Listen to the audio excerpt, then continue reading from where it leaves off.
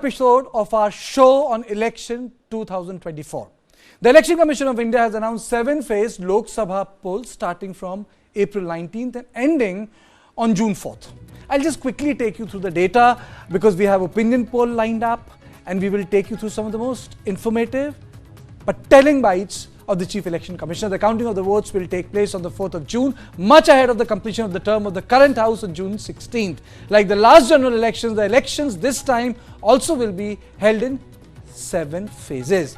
The polls will be held on April 19th, April 26th, May 7th, May 13th, May 20th, May 25th and June 1st. Simultaneously, assembly polls will be conducted in Arunachal Pradesh, Sikkim on April 19th.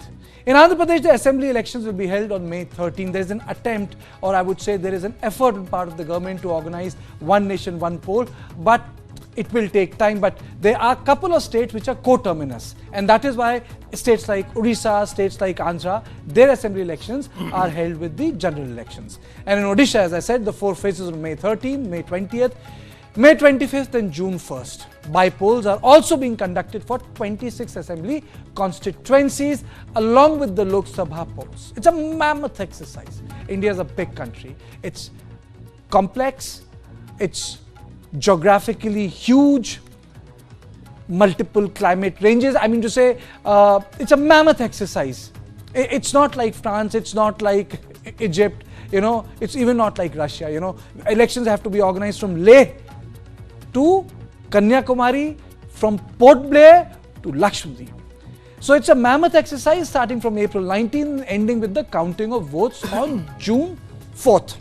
We will also discuss, as I said, the exclusive findings of our poll conducted by TV9 in association with People's Insight and Polstrat. But before that, let's first listen into some of the most telling bites of the Chief Election Commissioner and something which I feel is very important to us, and I personally feel so as a journalist, not just an editor of News9 Live, but as a journalist, that the idea of stolen election by the opposition is wrong. You can question the government, you can question the governance, you can question everything, but stolen election is like casting a doubt in our process of democracy. And India being the most unique country, because if you look at our neighborhood, failed states like Afghanistan, Pakistan, or Bangladesh, or Myanmar, or Nepal, or even like Sri Lanka, where you had insurgency, civil war for 20 years, we have been able to hold elections properly, year after year, barring 75 and 77 when Indraji imposed emergency in this country. So we have a unique record and people have faith in our democratic structure. And that's what makes it important. Yes, we are not perfect, but it doesn't mean that we are not functional either. Let's listen. पे फिर मैं रात सोच रहा था ये प्रश्न तो आएगा जरूर, तो फिर रात को मैंने कुछ लिखा अपने हाथ से, वो फिर आपको सुनाता हूं। अधूरी हसरतों का इल्जाम, अधूरी हसरतों का इल्जाम हर बार हम पर लगाना ठीक नहीं। ये ईवीएम कह रही है, मैं नहीं कह रहा हूं। अधूरी हसरतों का इल्जाम हर बार हम पे लगाना ठीक नहीं, वफा खुद से नहीं होती, खता ईवीएम की कहते हो। और बाद में गोया जब परिणाम आता है तो उस पर कायम भी नहीं रहते, आप ही के पक्ष में रिजल्ट आ जाता है। ये क्या बात है भाई, कितने दिन? EVMs are 100% safe, 100% sure. 3400 crore रुपए के करीब का कैश मूवमेंट को रेस्ट्रिक्ट किया गया 11 इलेक्शन में। एवरी स्टेट, राजस्थान, तेलंगाना, मध्य प्रदेश, नागालैंड, गुजरात, हिमाचल, मिजोरम, त्रिपुरा, छत्तीसगढ़, हर स्टेट में उससे पहले इलेक्शन में जो भी हुआ था उससे 200, 400, 500, 700% की वृद्धि हुई। Total 3400 crore is around 835% higher. ये जो धन बल का जो उपयोग है, जो धन का उपयोग है, जैसे बल का उपयोग कुछ राज्यों में ज्यादा है, ऐसी धन का उपयोग भी कुछ राज्यों में ज्यादा है। हम इस बात से भी बहुत वाकिफ हैं। We are aware fully that there are differential vulnerabilities in each state. Some states have more violence, some states have more money, some states are more kind of a geographical problems. So whichever problem pertains to a particular state, based on this differential analysis, we would be having a differential level of treatment for that state.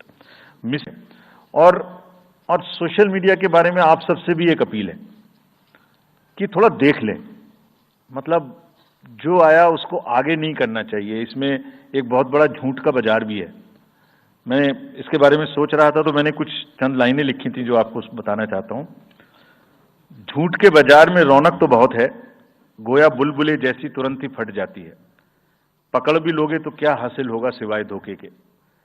तो उसको थोड़ा रोक के देखें, समझ लें आगे बढ़ाने लायक है कि नहीं है, ना बढ़ाएं। So the Chief Election Commissioner of India was in a different mood. There was a bit of poetry. There was, I would say, a bit of shairi.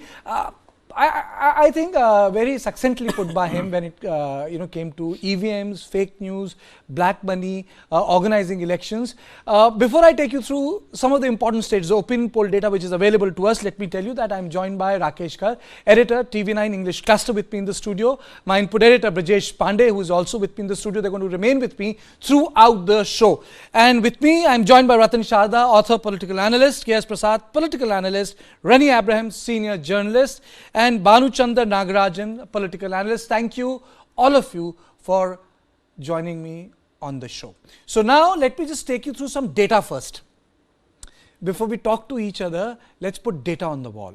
And the data on UP and Bihar, two most prominent states. And the reason why I'm putting that data on the wall is, this is the opinion poll conducted by TV9 Polstrat.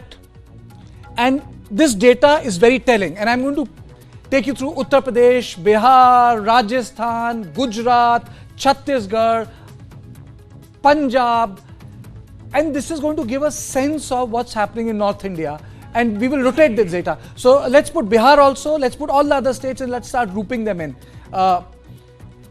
Rakesh, in first look, if you look at this data, Punjab, Uttar Pradesh, Haryana, it's clearly Bharatiya Janata Party.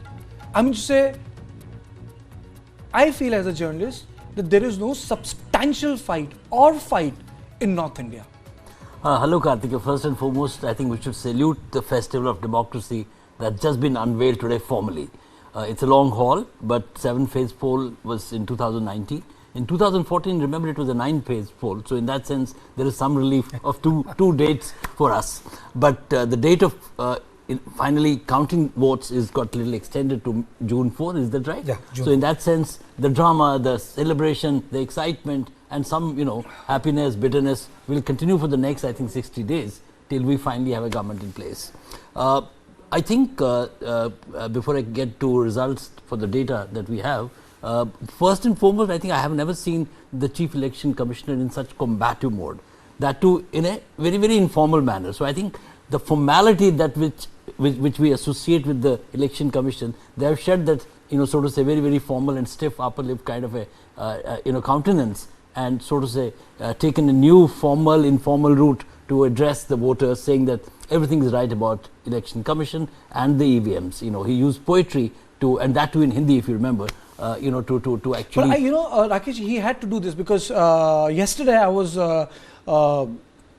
going through my phone and I came upon a bite by Rahul Gandhi. I think it was chopped from a press conference, and he was saying that when we'll come to power, we will fix everything. And then he specifically said even Election Commission as an institution has collapsed. So I think it was incumbent on part of the Chief Election Commission. No, I have no problem with what he did. I think he did the right thing. He did the right thing. But Karthik, you have to understand the opposition also wants a certain amount of space. In that space, they will have to question what they believe is not correct. So I think we must grant them that space. Yeah. It is in the people's verdict that finally the decision will be taken. So in that sense, we welcome Election Commission's new look in that sense, and we also welcome opposition's point of view.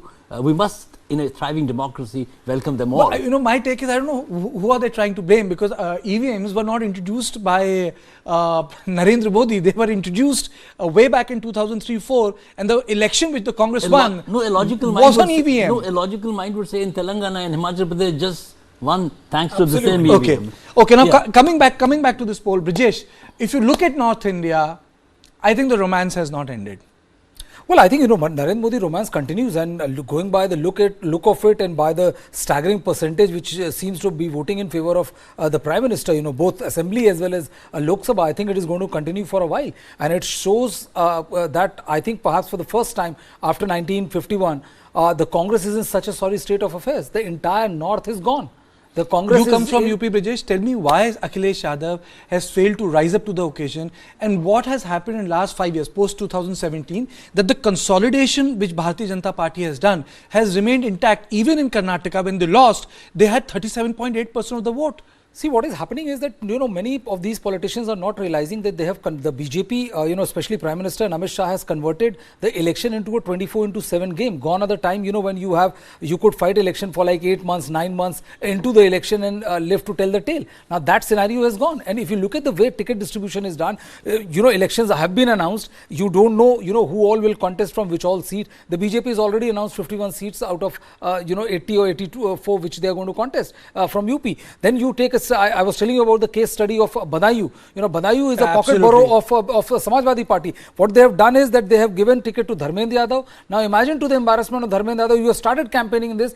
Suddenly in middle of a rally, it is announced that the ticket has been given to Shivpal Singh Yadav. The poor guy had to scurry around, ask the voters to vote in support of Shivpal Yadav. And then 4 days later, 4 programs of Shivpal Yadav cared 2 hoots about what the High Command has said. Then he's not gone there. Now the talk says that again it will be given back to Dharmendra Yadav. So if you are fighting election like this, completely scattered, there's zero focus against the BJP, which is literally living in the moment and making sure every single cadre is working hard to make sure that they win the election. There's no way you can take on the juggernaut role of the BJP, and that is reflecting in the way Congress is fighting. You want 17 seats. You want 17 seats from a state where your top 2 leaders, the topmost 2 leaders, have exited from the state. How do you explain this? Absolutely. I'm saying, for Gandhis not to fight absolutely Uttar Pradesh, they've already thrown the is not a telling statement. It just tells us that Gandhi, as a political family, they are over in North India. They're over in North India. They have no control of the Congress party. Absolutely. They're over in North India. And as I've been saying, when they used to say कि ये परिवार का रिश्ता है, it comes out as a farce because you give it up. Absolutely. I mean, it's quite shocking to hear that, Karthikeya. Even in the best accommodation that we give to Congress as main opposition party, exiting from what you tell me, the space electorally is a huge setback to their best fans. They would be completely shocked to hear that. Coming back to Akhilesh and UP, I would just make a small point, Karthikeya. I think Akhilesh has huge potential, because he's young, he has inherited a huge legacy from his father, and the party has been built over decades there. But by getting into these alliances which are not durable, I think he has done great damage to himself. The example that he gave, I did covered elections in UP in '96. I had gone to Etawah and Mainpuri, 2 core constituencies represented by his father, Mulayam Singh Yadav, and it was such a force even then. And look at the decline that has happened over the decades. And believe me, my sense is that had he gone alone, this India alliance, to my mind, has done Akhilesh greater harm than any good. And even the earlier 2 alliances, both with Rahul Gandhi and then with Mayawati in the assembly elections, didn't do him any good. But has he learned his lessons? Okay, well said. I'm also joined by Ratan Sharda, KS Prasad, Reni Abraham, and Banu Chanda will be joining me. Mr. Sharda, thank you. Thank you so much for joining me. The results are in front of you, sir. Bihar, Uttar Pradesh, Chhattisgarh. I mean to say, the best results are coming from Gujarat and Madhya Pradesh, where it's actually 11-0. Then you had 26-0, and in Madhya Pradesh, yes. I mean to say, there is no opposition. It's not a good thing to say that opposition should be there, but it also tells us that something has significantly shifted in Indian politics. Sir, is it the complete displacement of the Nehruvian consensus and rise of Prime Minister is not business as usual also in politics, that you have a new narrative in place which other political parties are failing to engage with constructively or even diligently? Karthikeya, let me begin from another statement. I would say that actually it is a fight between negative politics and positive politics. When I say this, earlier we had very dark, negative kind of politics. हम ये नहीं कर सकते, हम वो नहीं कर सकते. This is beyond us. This can't be the growth. This can't be the infrastructure.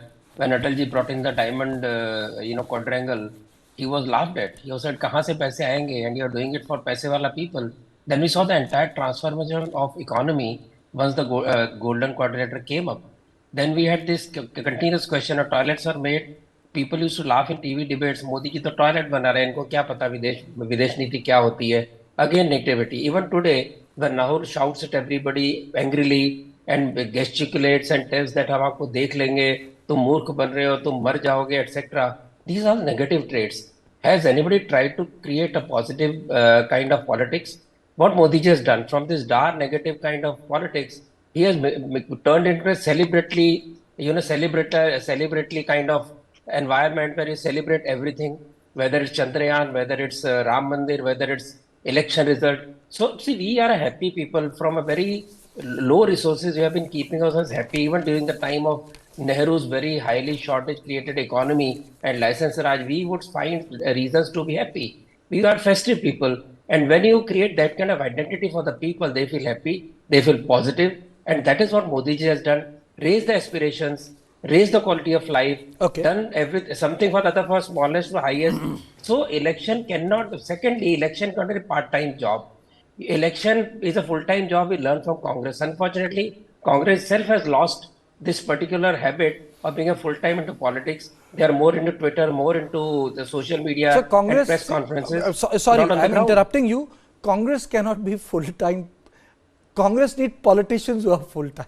We have to say that. It's Mr. Rahul Gandhi who needs to do full-time politics. Congress is a full-time party. The Congress workers can be doing the full-time job. The people who are running the party have to be full-time. I think the problem is those who are running the party are not full-time. Let me go back down to our basic, because you know this opinion poll has been done in a very extensive way. Mr. Prasad, are you there with me?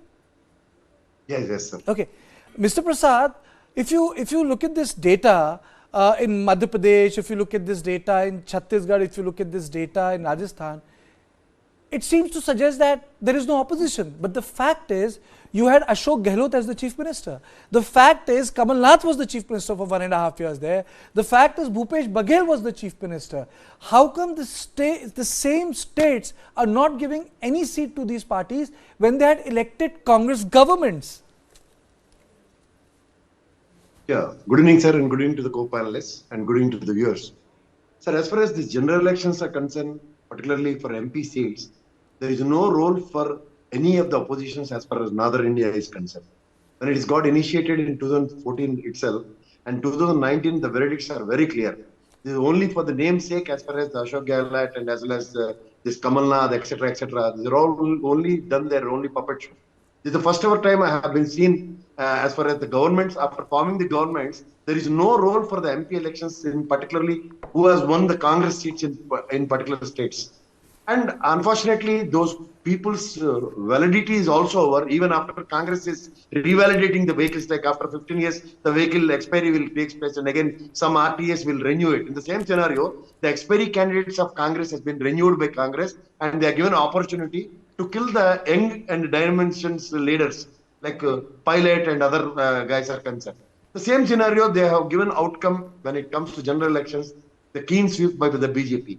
And particularly UP, if you really look at it, after having the chief minister like Yogi Adityanath, and he has clearly killed all the oppositions. There is no role at all. If you really look at Samajwadi Party and Bhujan Samajwadi Party of Mayawati, I don't know, after having chief ministers, they used to have elephant safaris and all these things, and they used to purchase chapel and all in Maharashtra by using flights. Those grand scenarios have totally vanished, and there is no role as far as the opposition is concerned, particularly in Uttar Pradesh and Maharashtra. Sorry, I mean Madhya Pradesh. Mr. Prasad, there is a difference. The opposition is there, but there is a substantial vote difference. Bhanu, isn't this true that when we talk of the opposition, the difference in the distance between the ruling dispensation and the opposition is now in the margin of 6 to 8%. That is making all the difference. If you look at the original Gujarat model, after 1989, the BJP used to be around 46 seats and the Congress used to get 42% of the vote. And now the same thing, the 4% vote, which used to stay and keep BJP in power, has grown to 8% of votes. In some of the states, recently, it's at 10%. That's the difference. It's not that the people have not voted for opposition. It's that more people have voted for BJP. I think we have to look at it from this perspective. That is why Rajasthan, Madhya Pradesh and Gujarat behave very differently in Lok Sabha election. लोग भूल जाते हैं 2019 में क्या हुआ था. Absolutely. See, BJP has not only grown the pie, but also got the bigger share of the pie. So both of that has happened, like you mentioned. In case of Gujarat and Madhya Pradesh, we saw the numbers there. And see, like Rahul Dravid and other coaches would say, like, focus on the process and the results could come, right? The Congress party has bungled the process and hence the results are showing the way it is showing, right? So take for example, Gujarat. Gujarat, if somebody like Arjun Modbalia has moved to BJP, then it says the nature of the setup there, right? And also Baruch, the adda of Ahmed Patel was given to Aam Aadmi Party, right, in the seat sharing, and Ahmed Patel's daughter was actually wanting to contest from there. If come to Madhya Pradesh, same thing. Your survey is showing zero. Like, I'm a little surprised because Chindwara is probably one of the seats where they're very strong and they have a chance to make a rare hat in 2014, 19 and 24, because there are only like 12 seats, Kartikeya, whole of India, where the opportunity is there. They're giving zero. And in 2014, they had 2 seats. The other was Guna, where Jyotiraditya Scindia won from, and he also has moved to BJP. So I think the process of Congress, where the first family is very aloof and they're allowing, there is no control over the state mechanism. You see the result there, and I think, like, it can be seen everywhere. But Madhya Pradesh and Gujarat are exhibit A and B for this poor management. Okay, but there is also one thing, Rakesh, that Kashmir elections are not part of it. Any reason why? Well, we're not surprised, Kartikeya. There is a plan and schedule. We may not be happy with that schedule, but I think the government has consistently been saying, it said on the floor of the House also, that we are committed to doing elections. Ideally, I personally feel that it should have been conducted this time along, because things have settled down.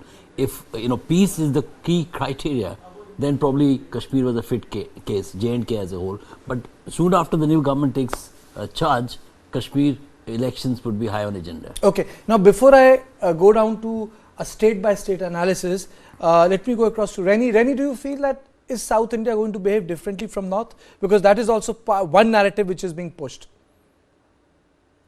Good evening. Well, South India has thus far only allowed the BJP a strong showing in Karnataka, and this time around, Telangana also. Reni, Telangana. Their vote percentage shot up.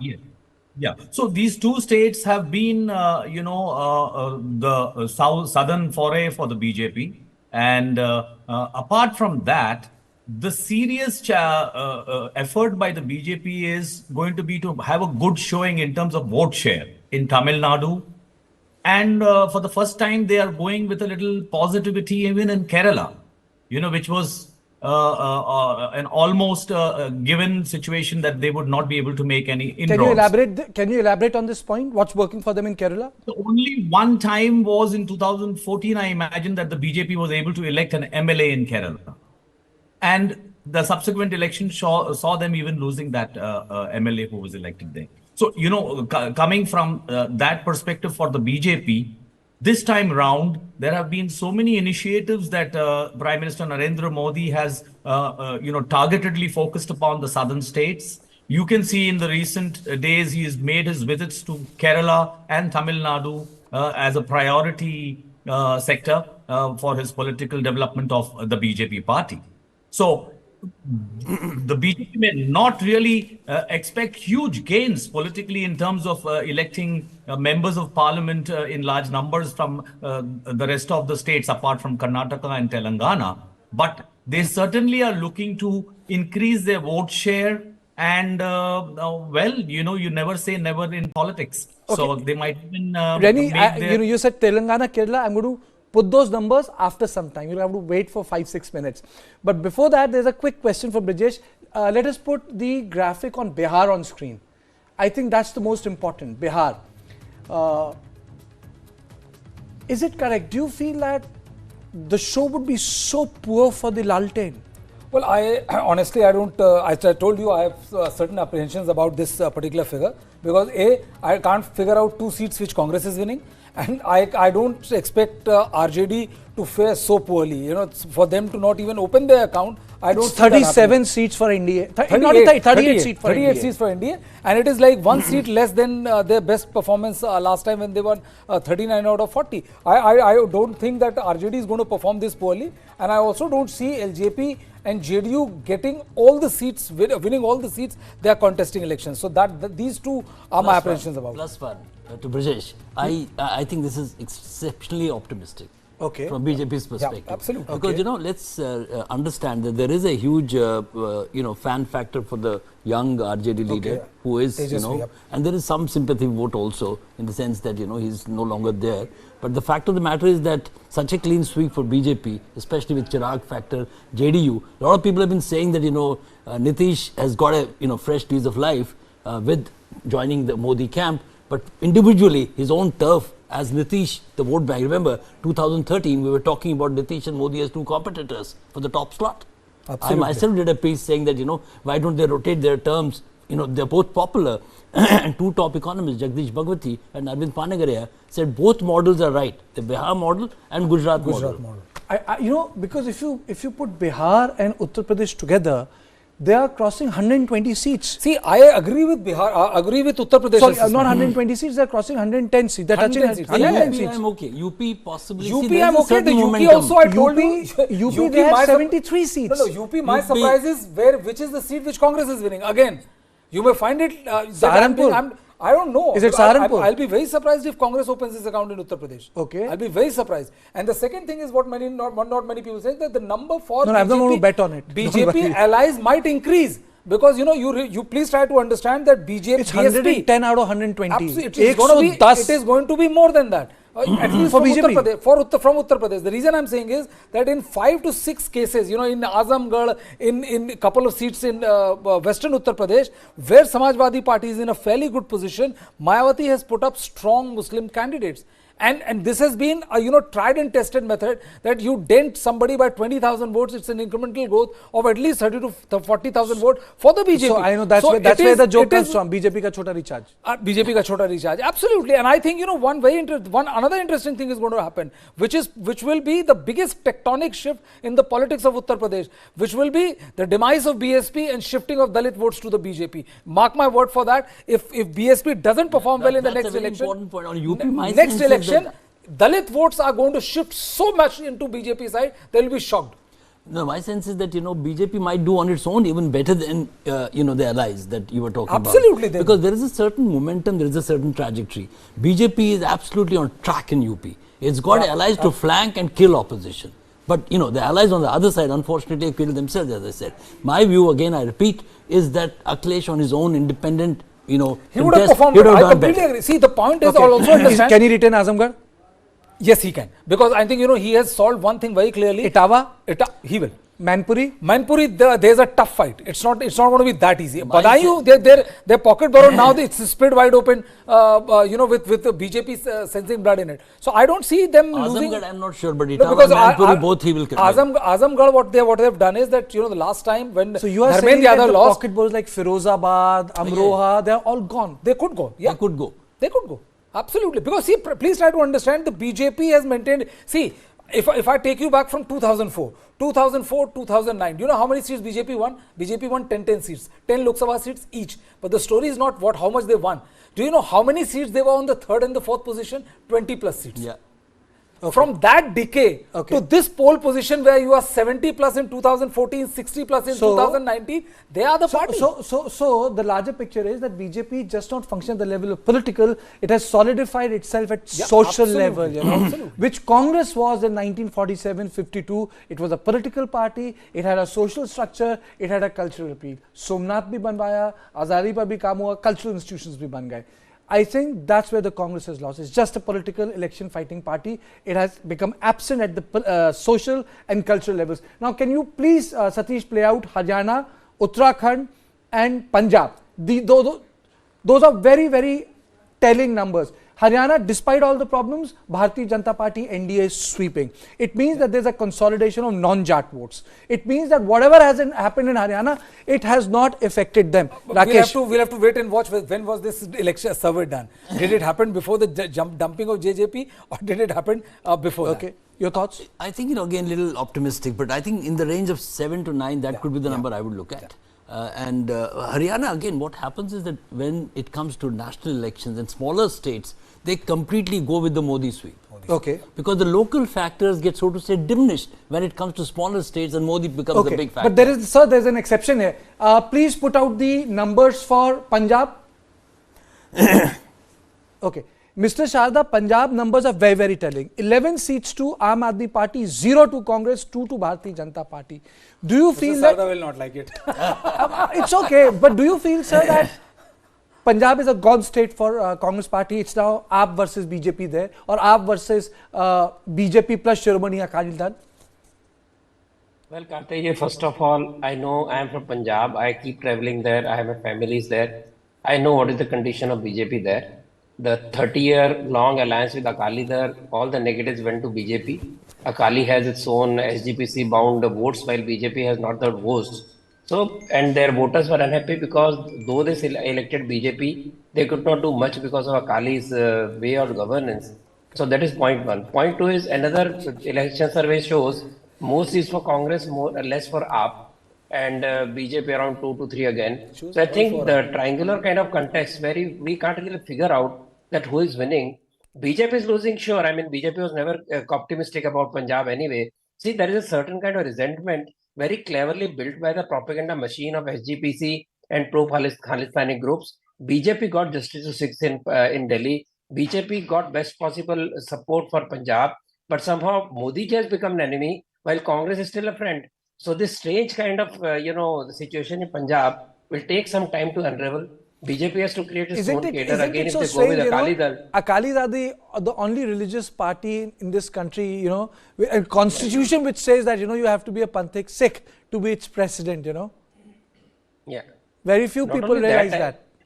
There is huge mix-up between the religious politics and the political religion. Absolutely. For example, SGPC is controlled by Akali Dal, but Akali Dal has silent sympathy for Khalistani elements. SGPC has silent sympathy for Khalistani elements on the top of because they never criticize whatever being said by Khalistani elements. It's a very dangerous situation, and the worst situation is that Punjab has lost its vitality. It is a state which is decaying from the top, from a semi-arid land to green revolution, then down to a saline land, sick people in the sense of health and pesticide, and then you have got a huge fertilizer being used, people getting sick with cancer because of all the situation, young people leaving Punjab in droves, nobody wants to live there, nobody's addressing those questions. Not even that, they can't even demand a cancer hospital when people from Punjab sick from pesticides go to Bikaner in Cancer Express. Very good. So Punjab is it has to be totally handled in a very, very different manner. BJP has to wait because the people of Punjab has to realize that all the politics that has been played for so far is just pulling it down. And unless that is done, we are just mechanically voting, we are mechanically doing something else, nobody pays any attention. Whether Man or anybody, these are all playing on the fringes, not really worried how Punjab is going down the drain. Absolutely. I'm not even talking of drugs. No. You're absolutely right. There is a problem in Punjab.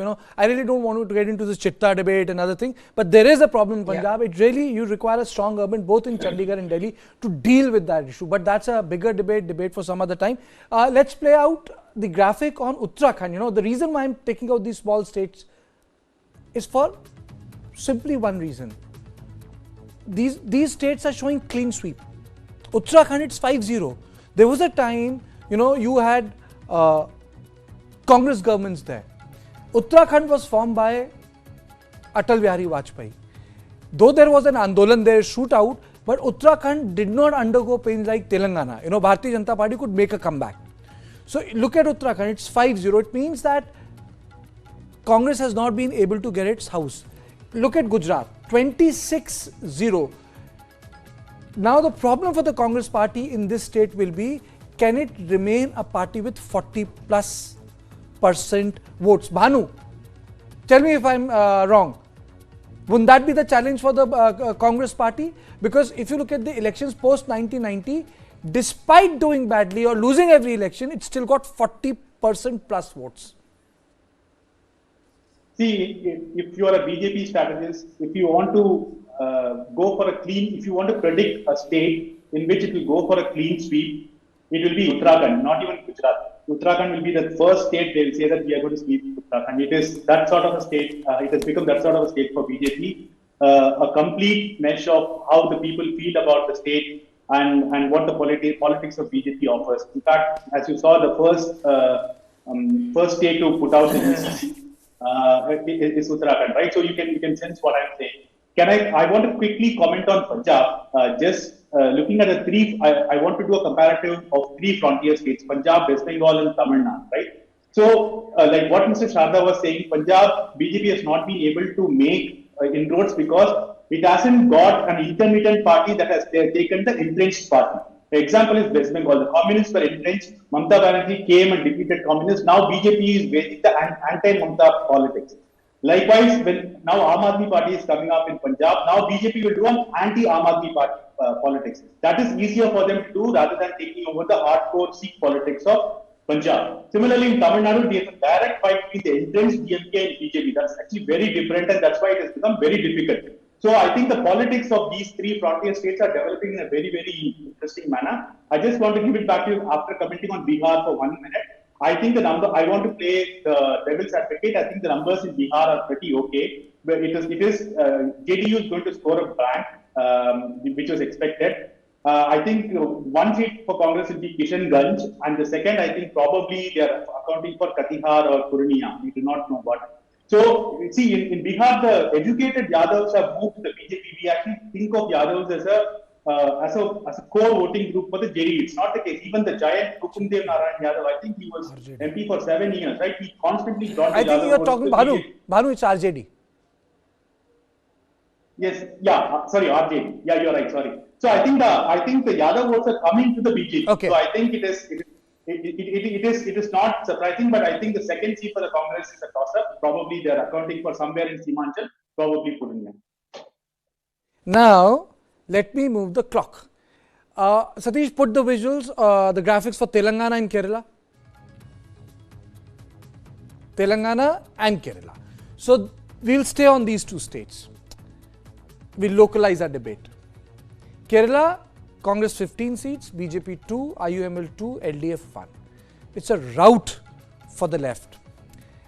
And the Telangana, where Congress is in power. BJP 6, Congress 9, BRS 1, AIMIM 1. Mr. Prasad, your comments on Telangana. Yeah, it's very clear. As far as BRS, once they lost the battle for the power, obviously there is a chance for Congress to enhance themselves from 3 to 4 seats to 9 or 10.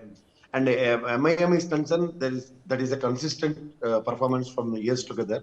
BJP, they used to have a blame that they have not arrested Kavita, that's why they lost number of seats instead of gaining more and more.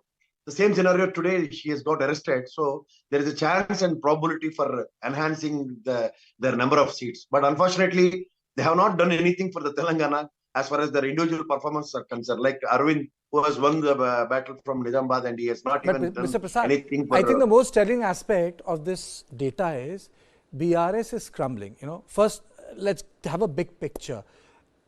Why is BRS crumbling? Why are its leaders moving towards Congress party or going to the other regional outfits? Why is that happening? Because if you really look into this Dakshin Telangana and Uttar Telangana, if you really look at it, Dakshin Telangana, there is no role at all as far as BRS is concerned. Their entire team which joined from respect to Telugu Desam and Congress itself. Now they are going back to the Congress as usual. That is it. The original cadre of BRS is always around 20 to 26. In between 2001 to 2014, their battle is concerned. And all of a sudden, their movement is more than 60 plus seats in the first election, and after that, they conquered more than 88 plus seats and all. It's all because of Congress and as well as TDP. And today, they have given an opportunity for BJP to rise their chances in entire Telangana because of Pandit Sanjay. And they have won the battle of 4 because Kishan Reddy's consistent performance on banking and MIM, he has won the battle. And the very weak candidates which was projected from BRS, that's why Kishan Reddy's matter is become very easier to win the battle. When it comes to the performance of BJP, which is not absolutely up to the mark for Telangana, so there is no chance, and there is a vital chances for Congress to increase their number of seats from 3 to 4 to more than 10 plus. This is what Telangana is. So this brings Rakesh. This brings me to the point, and which the elections of Telangana and Karnataka have proved that the Congress will gain at the expense of the regional parties, and BJP will continue to stabilize or increase its score of Hindutva voters. These two trends are here to stay. Absolutely. I think, for the South, essentially in the macro sense, BJP, it's a medium term project. It has moved from long term to medium term, but it's not short term. So 2024 elections, South, entire effort put in by the Prime Minister and Amit Shah and the election machinery is pointing to gains there in terms of vote share, not necessarily in terms of seat share. So that is the big ticket story from South as I see it today. There are, eternal optimists within the BJP who feel that it will translate also in seats. I have my doubts on that. Telangana is difficult, Kerala is difficult, Tamil Nadu is difficult, but yes, in terms of the vote share, there is going to be a significant increase. We saw in assembly elections in Telangana, it moved from 3.5% to 8%, was that right? And there is a massive message here for the Congress, when we're looking at the countrywide picture. If Congress has exited UP, it's bread and butter story where it from originated. We used to say if you have to be a prime minister, you have to emanate from UP. It has to go through the heart is from Lucknow. Now South, BJP and Prime Minister himself has been working 24/7 overtime. It's like a typical overtime to try and make an impression. I think that hard work will make an impression. Though a lot of people who see BJP purely from the prism of Hindutva, they feel that this plank will not do well in South. The other two planks which are equally at play from BJP's perspective, which is development, is going to play as a national It also player. tells me another story. And the story is sometimes you don't need big leaders for a party to expand. It is this state from which came Venkaiah Naidu and Jana Krishnamurthy. That's right. So, and the party has grown with state level leaders. Even the comeback of the Congress, tragically, and pardon me for saying it, happened after that dastardly attack which happened on the leadership, and suddenly you had different people come in. I mean to say, the larger issue is that you don't really require tall leaders to run a state. The district level leaders, state level leaders can take the levers in their own hand and expand the political party. And politics is a 24/7, but it's a very competitive business today. And I'm using the word competitive business. There are no shortcuts there. ये आराम वाला रास्ता नहीं है. इसमें आपको काफी मेहनत करनी पड़ती है, because there are so many stakeholders. Expectations of the voter have increased. Expectations of everyone involved in the system is on the rise. But there's another story here. Remy, is it end of the road for the left in this country? They have a tough time. They are being replaced as an opposition in West Bengal. I'll come to West Bengal a little later because I don't want to really spoil the fun. That is why I've kept West Bengal bang at the end of the show. And I'm not going to say it, okay? And I'm not going to give out the data. Is it really end of the road for the left party? Please put the data of Kerala on screen. The Congress is doing pretty well there. BJP is making some sort of not a comeback, but it's getting 2 seats. What's happening with the left in Kerala? Well, for one, traditionally, if you have looked at the Kerala election pie, there was a phase where it was, mirroring the same thing in the northernmost extreme of Rajasthan. So, back in the days, it used to be 5 years for the Congress and then 5 years for the left party in power at the state assemblies. Now, this has changed over the last decade or so, when you're seeing this kind of an alliance formation that has allowed the left to stay in power for longer than the 5-year tenure that they used to enjoy earlier. So, to answer your question, they are in a bad place right now, the leftists. But I think Rahul Gandhi is in a safe place. So, therefore, but over there, the left has been able to tie up a lot of ground level situations in its favor. You know, they kind of rule the roost because of how they have set up this whole ecosystem and social infrastructure, be it the appointments on universities that came in for a serious controversy with the governor taking issue with the government of the day. And so to write off anybody politically is not a very simple thing to do. All the same, the left has got its concentrated electoral voter base, which is slowly but surely... Let me rephrase my question. No, you have a point. No. Yeah, you have a point. But I think it will be first time in the history when left will be out of power from everywhere. No government in Tripura, no government in West Bengal, no government in Kerala, no MLAs from Telangana, no presence in Uttar Pradesh. People forget that you used to have MLAs from Uttar Pradesh, left party. Left party had presence in Jharkhand. Left party had presence in Bihar. They had presence in Bihar. And left party also had, still continues to have presence in Maharashtra. But it will be out of power together in all these three states. Isn't that, Rani? No, absolutely. See, but please let us try and understand why this change has happened in India. I mean, as I keep saying that Prime Minister Narendra Modi has changed the political template of our country. And he started this right from 2014. And unfortunately, the opposition formations should at least have followed suit in terms of keeping in touch with the change that is happening. For one, I can start with the example of Maharashtra. When the BJP came to power in Maharashtra in alliance with Shiv Sena, the first thing that Narendra Modi did was he had already evacuated all the senior, mature leaders of his party to Delhi, whether it was Nitin Gadkari, whether it was Gopinath Munde, and he opened the field for young Turks for blooding young Turks into leadership positions. So we had Sudhir Mungantiwar, Devendra Fadnavis, Vinod Tavde, and the youngsters who were thrust into the political prominence in Maharashtra. Now the same opportunity was held out to Rahul Gandhi even when they first had a run in Rajasthan, state assemblies and Madhya Pradesh. That is where the Congress should have followed suit, and I think it was handed opportunities. It has to be in plural. Rene, it has to be plural, opportunities, Exactly. So, but the same thing, it was a missed boat, and missed boats. 5 years after that, when they expected to, be retaining the two states, we saw just now that of the 5 assemblies, except for Telangana, BJP did very well in the remaining 4 states, including Madhya Pradesh and Rajasthan. So, lost opportunities, like you said. Absolutely, that has cost the Congress dearly. And today in Rajasthan, you have an Ashok Gehlot, who is probably more concerned about Vaibhav Gehlot and his political, establishing him politically. There is a word in Hindi, and I would say, it has no tod. You don't have tod for it, or iska koi tod nahi hota, because the ultimate end of that journey is, you ultimately end up bankrupting your career. It's called Putramo.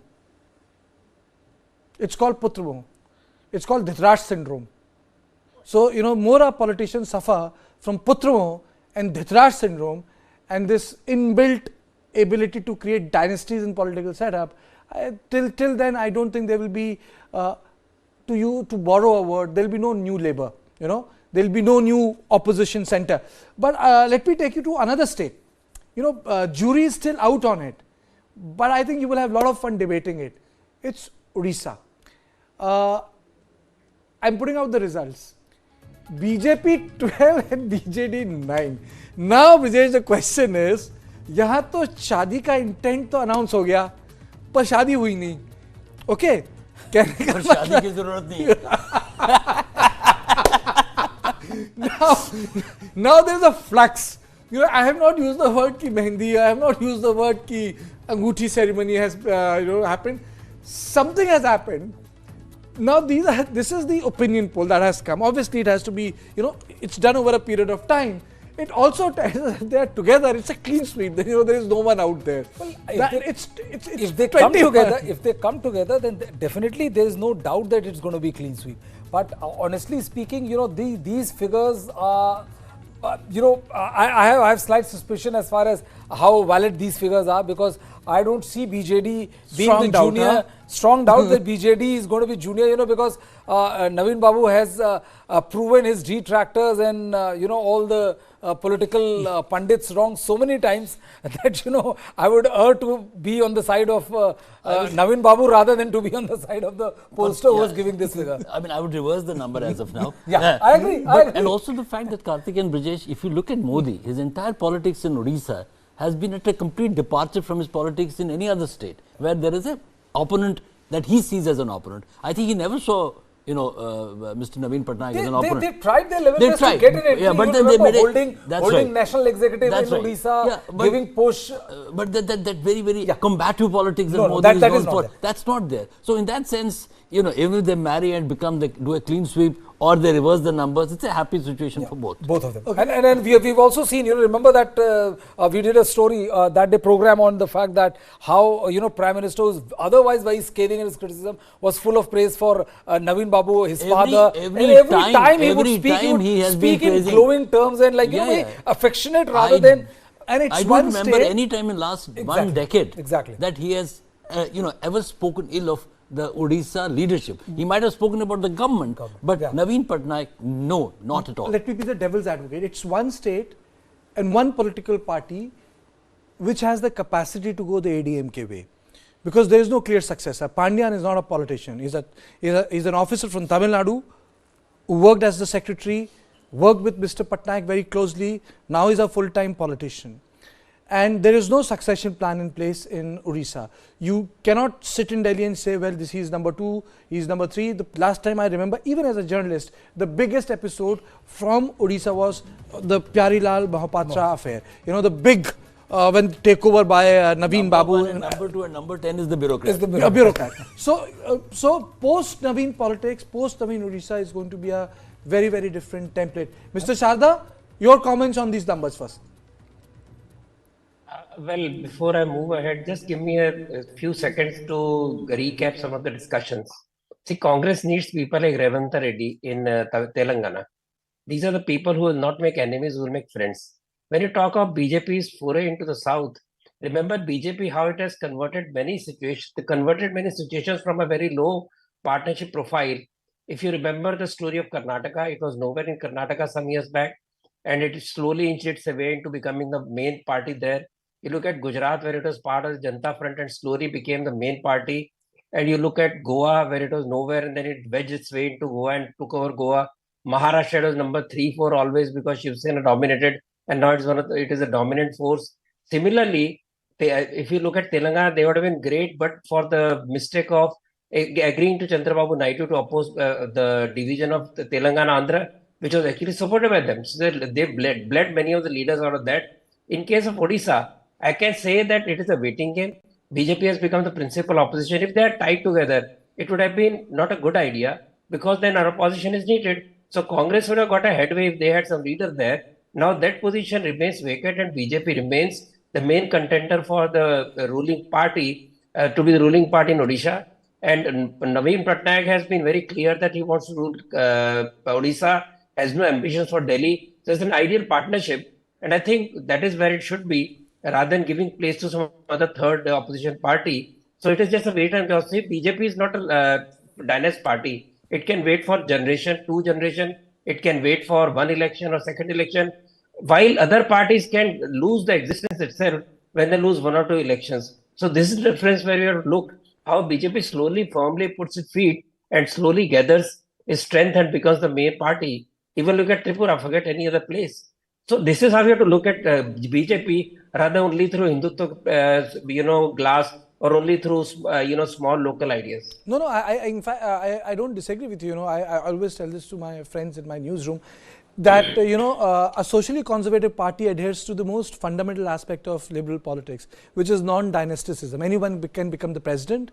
Anyone can be take any position in Bharatiya Janata Party. But the parties which profess to be the liberal parties do not practice the most fundamental principle of liberalism, which is ability to absorb outsiders, and they're all dynastic in nature. So I get your point.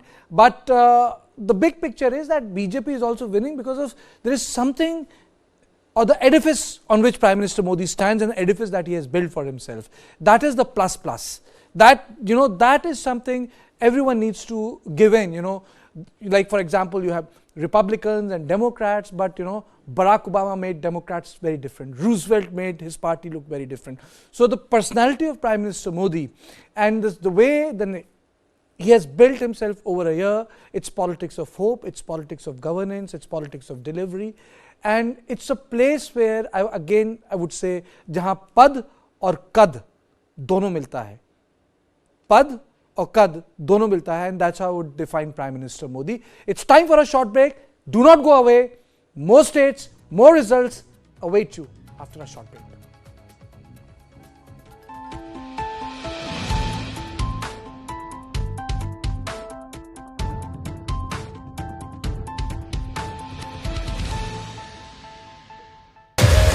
I try and convert almost everything in a kind of a mathematical formula. You should always stretch more than you can reach. Listening is very important. Because if you don't listen, how would you know what the problem is? Everybody who's working in and around me, their personal well-being is also responsibility that I carry. Great leaders have shared vision. This and more. Streaming on News9 Plus. Subscribe and get free vouchers. Film and entertainment is definitely one of the levers for any country to build its brand. We are getting global. I feel that we're just on the takeoff. More and more films are becoming language agnostic. Content is a universal language.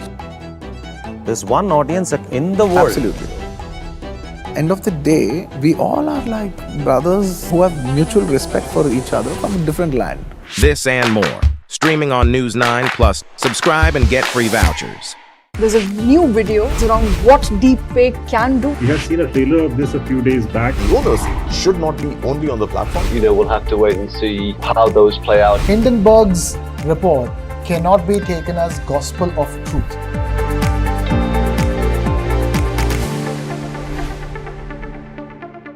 You were the chosen one to direct Mr. Bachchan for his first endorsement, for his first appearance on the small screen. It was a life-changing moment. Have you been a rebel with a cause? There was a sense of responsibility, there was a sense of frustration. Are you worried about cancel culture? You tell a story with a fierce psychosis, you're gonna spoil it anyway. This and more. Streaming on News9 Plus. Subscribe and get free vouchers. A defiant performance by Ten Hag's men. Now standing at 7 feet 4 inches, Satnam Singh is making his way into professional wrestling. We are getting more good news for India.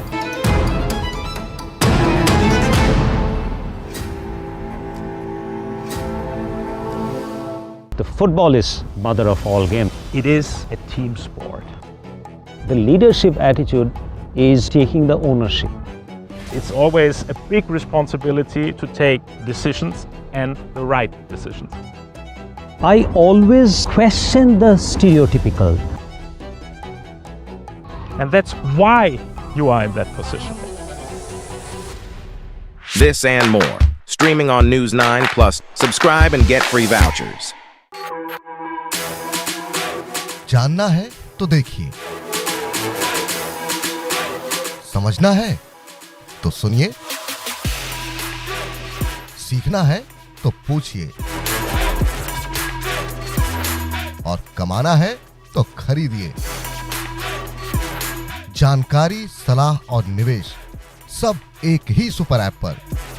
पैसे का सवाल है तो जवाब है Money9। आजादी पैसे की, अभी डाउनलोड करें।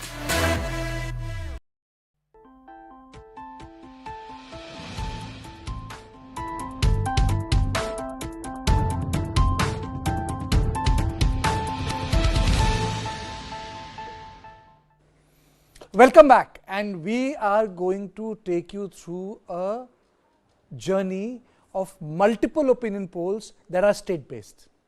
We have taken through Uttar Pradesh, Bihar, Punjab, Uttarakhand, Gujarat, Chhattisgarh, Madhya Pradesh, Telangana, Kerala. So this journey will continue, and right now I am going to put the opinion poll results for a state from Northeast, which Prime Minister Atal Bihari Vajpayee very beautifully called it Asht Lakshmi, after declaring one other state which sits on the top of West Bengal as part of when it was declared as a state. So, from 7 sisters, he called them Asht Lakshmi. Yes, I am talking about Assam.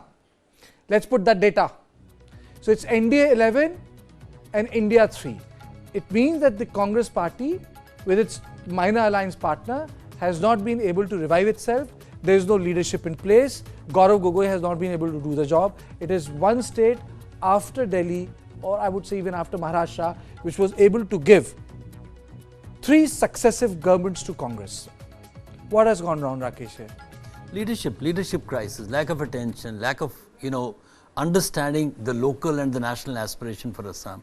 The way Modi government and Modi himself has spearheaded the Northeast foray, led by Assam, has given them tremendous results. Remember, quite some time back, in 2013, BJP ruling the entire Northeast was something that was unthinkable. Like today we are saying it's not possible for BJP to make inroads in South. They quote this example themselves, saying that this is what we did. And then Hemanta Biswa Sharma, that import is the biggest import, which has become now the best piece for, BJP to really score a win. I would also add the word which you used before, Putra Moh. Had it not been Putra Moh of Tarun Gogoi, that would have not forced Hemanta Biswa Sharma to come to Delhi and not insulted in that famous way with Rahul Gandhi, where when he reached the doors of BJP headquarters, when he started receiving the call, he said, I realized this was the end of the road for me as a Congress person, and the rest, as they say. So the takeaway is Putra Moh. The takeaway is Putra Moh. I am also joined by senior journalist Sunita Aaron, and I am also joined by Shikha Mukherjee, senior journalist. Sunita Aaron is also consulting editor with Hindustan Times. Madam, your thoughts on Assam first. Sunita Aaron. Deputy Chief Minister, and I think some credit has to be given to him. People say he's Yogi of Northeast. So if that is the thing, he's very, very clear about what he says. You said Yogi of Northeast? Yeah. I don't think Yogi Adityanath would appreciate that, Sunita. I really... It's more than that. It's more than that. It's more than that. I don't think... Hemanta will like it, but it's more than that. I don't think that's going to be appreciated. Yogi of Northeast. When it comes to his ideology and flaunting his ideology. That's it. But I think there's more to Hemanta Biswa Sharma. He's not only functioning as the Chief Minister of Assam, he's actually handing NIDA, he's head of NIDA. He's the go-to guy when it comes to Northeast. Yes. Forget Assam. When it comes to Northeast and the kind of trust, the even number one, number Manipur two plays crisis, on him. Even before Central Minister, it was Hemanta Biswa Sharma. He's political CEO of Northeast for BJP. Yeah. He's the political CEO of Northeast. Okay, he's the political CEO of Northeast. Yes. That's what I said. That's what I said also. That's what you said. Okay. I'm also joined by Shikha Mukherjee. Ma'am, your thoughts? See, Hemanta Biswa Sharma is undoubtedly the go-to man. He is the troubleshooter. He is the manager of the BJP in the Northeast. The problem is that Hemanta Biswa Sharma himself is, in this particular election, it seems as though Hemanta Biswa Sharma is of course going to max the number of seats that he can win. The problem really may turn out to be the CAA amendment and the issues around CAA. Because if you recall, Hemanta Biswa Sharma himself said that there isn't a unanimity of opinion on how the CAA is going to impact in Assam. That's one. And the second thing is that if you see how it has happened, applications for the CAA in Assam there have been no applications for the CAA in Assam as of now. Okay. So what I'm looking at is that instead of Hemanta Biswa Sharma really finally collecting the rewards of all his hard work over the last few years, is now faced with a challenge which is not of his own creation. Okay. I'm also joined by Ajit Jha, political analyst. Very warm welcome to you. We had a discussion on North India some time back. Now, the data for other states are in, Ajit. We are talking about Assam. And Assam is one state where I would say BJP redefined itself. If you recall, when Ram Madhav was the General Secretary and in charge, the word was Khilonjia Sarkar. Now, if you translate Khilonjia Sarkar, it's called the government of indigenous people. And very few people remember, it's 2015. 2015, not only they spoke about Khilonjia Sarkar, but they also started to work, which became a pan-national project for Bharatiya Janata Party, Borupukun. It is much later that you have other regional leaders of medieval India, Hindu leaders who resisted Islamic invasions, or tribal leaders who resisted colonizers. And it was, and I still remember a booklet was produced, I think 7 or 8 months ago by RSS, and it was distributed. But it started in this state, Assam. And since then, Congress has not been able to come back. Since 2014, it's the first time in the history of India that the central government has taken Assam seriously. You know, there is the whole history of Ahoms.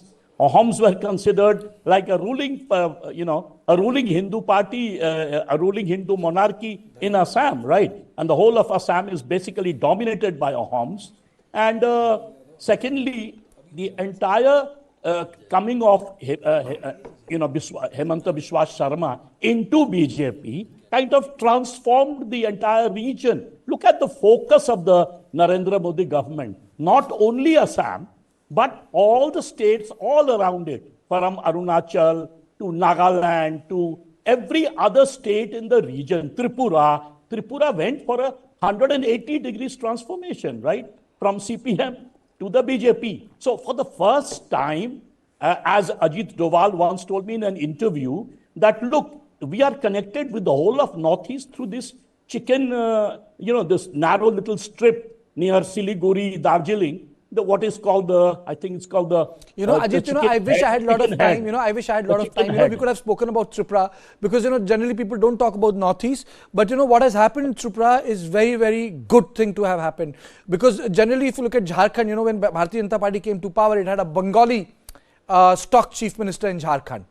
The first time when they, made the government. Even in Tripura, they had primarily Bengali votes. Now they are in, they are in alliance with Pradyut. It is bringing in a lot of tribals in the, the mainstream political setup. It's a very significant development that has taken place in Tripura. It's a very significant development. The only point I wanted to make, I kind of tend to agree with the lady who spoke that while in Bengal, the CAA is likely to help BJP win more seats than 18 last time, especially given the fact that the Namsudras and the Matungas, right? The other, where no, I don't disagree with her. Yeah, I don't disagree with her. But in Assam, for example, that it might hurt. I don't know if our poll might have picked because the sample. So Ajit, are you saying that this is slightly over optimistic number? The Congress might do better because of this whole CA thing in Assam? I'm saying there is a likelihood. Okay. Given the CA is. And if the Congress is able to muster the ground numbers, because the problem with the Congress is even when the things are favorable to the Congress doesn't have the organizational skills to work at the election booth level, right? So provided. Okay, Anurag, fair enough. Anurag, yes, I understand that. I understand that. Anurag, your thoughts? Yes, I think thank you for having me on the show, Karthika. Look, Karthika, if the minority vote bank in Assam was so decisive, you would never see a Hemanta Biswa Sharma taking a radically polarized stand for the last 4 years. So you need to understand, yes, minorities and CAA is an issue in the Northeast, particularly in Assam, because of the migrant minorities, particularly the Muslims, the immigrants that we have. But these are not the people who are so decisive and so concentrated on many seats. 2-3 seats, yes, I agree. And I think going by your opinion poll, I believe it is going to be something in the similar line. I don't think 3, maybe around 2, but it will be an NDA that will sweep the length and breadth of Assam. Not to forget, Assam is also a majoritarian Hindu population. And Assam shares the ethos of the nationalistic flavor that BJP is throwing up. And the new generation of If you talk to the youth Okay. who are very active in the politics, they're very much BJP, and particularly the poster boy Hemanta Biswa Sharma has actually been able to galvanize the whole entire the atmosphere, political atmosphere of Assam. And not to forget, there is very weak opposition. Now, you don't find Gaurav Gogoi in Assam. You only find him in Delhi and Lok Sabha. That's not going to win you election in Assam. You need to be on the streets of Assam. So that is something Congress is absolutely in a disarray. Congress do not have a strong state leadership, which is going to go against them. And the elections are fought from a winnability point of view. Karthikeya, if you don't have winnability and you don't have the right strategy and the right leadership at the state level, they cannot deliver seats for you. So Congress is not in a situation where you have somebody in Delhi, getting you all the seats across India. So you need to have strong state level leadership. Only when you have state level leadership, Congress is doing well. You see Karnataka, Maharashtra is also one example.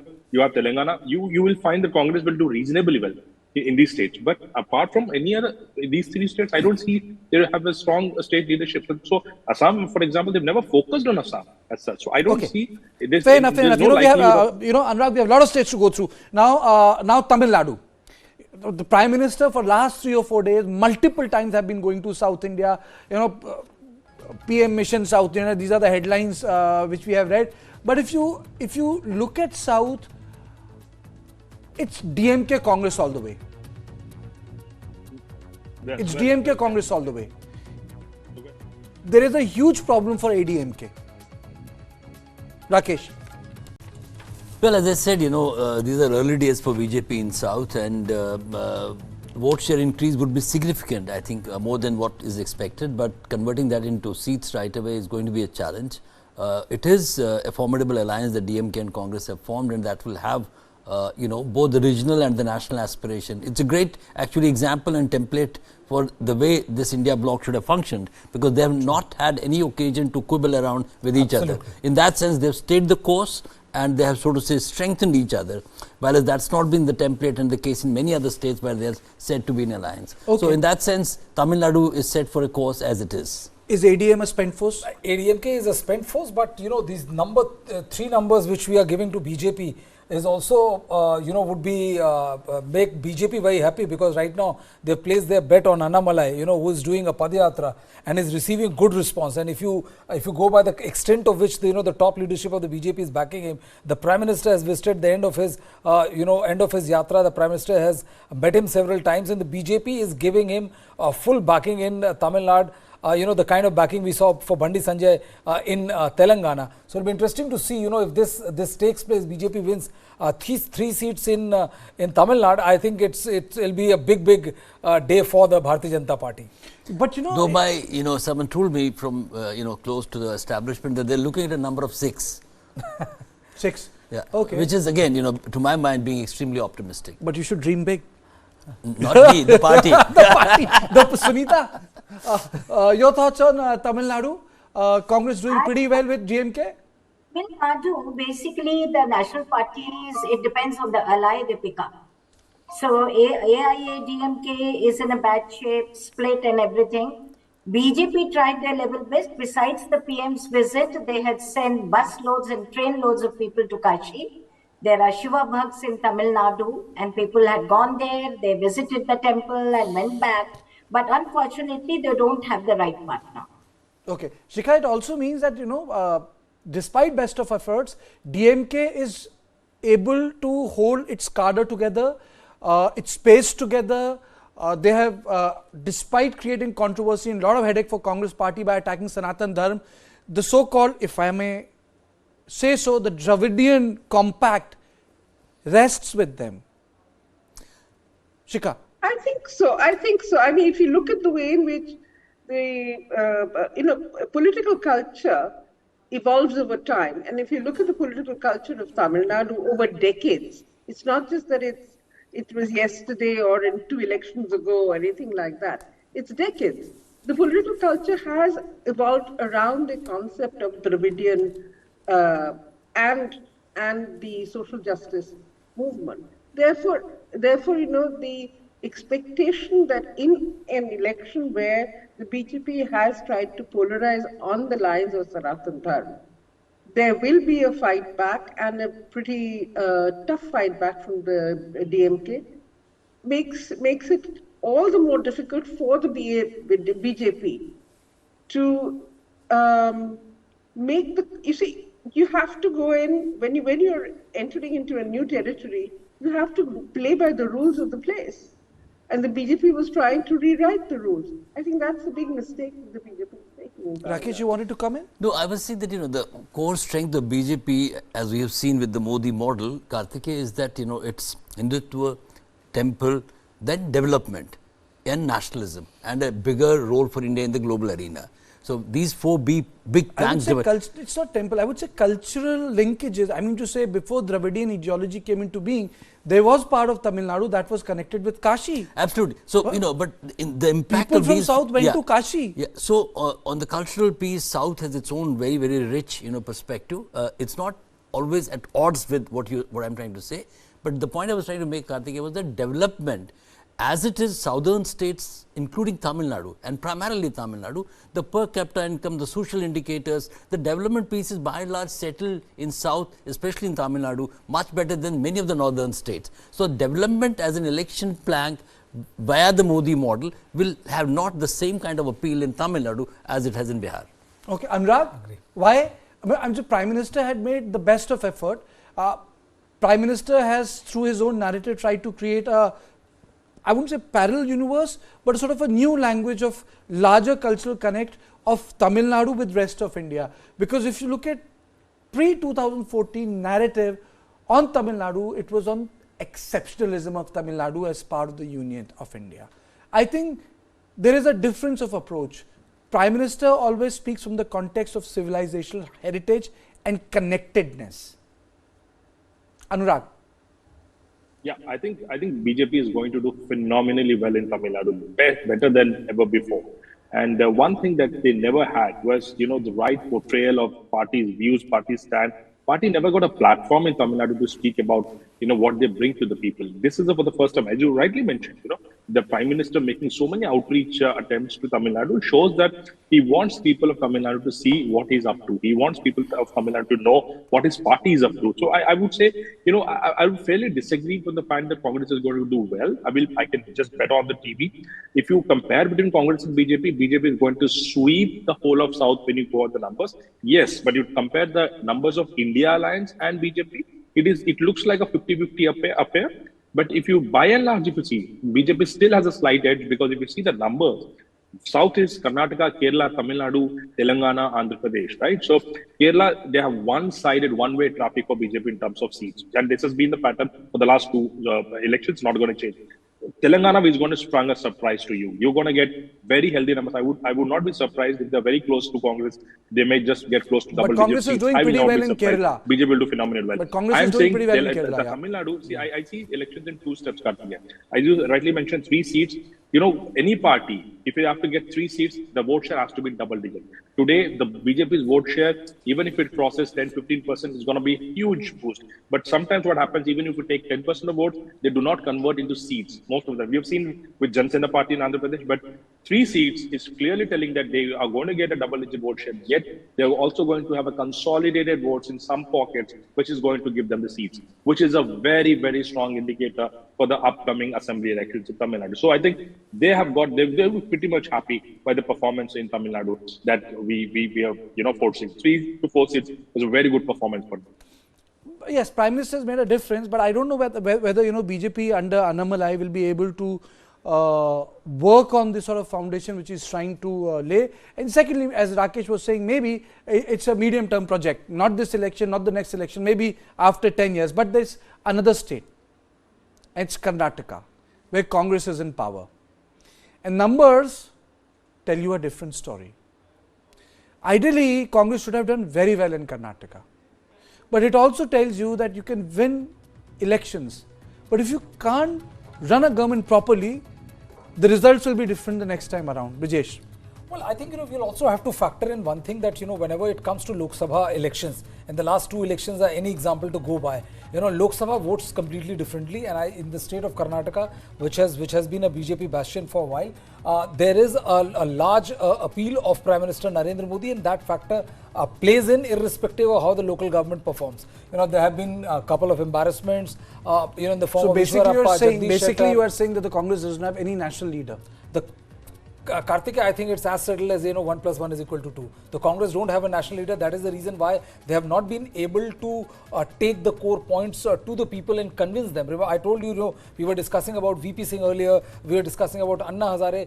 All these people were able to sell what they were selling only because people had immense faith in their ability. The people thought that what they're saying is correct. What they're saying is right. Rahul Gandhi doesn't come across that. And if you look at the way the entire election campaign has been panned, you're oscillating from one side to countering BJP on corruption, then it fails, then you shift to caste census, then you shift yourself as to the new messiah of the OBC caste, without realizing that from 2014 onwards, I was working for a magazine, and 2013 when I wrote that, Yadavs are going to vote for BJP into 2024 election. Only I wish I could tell you, in 2014 election, I wish I could tell you the kind of, criticism I faced.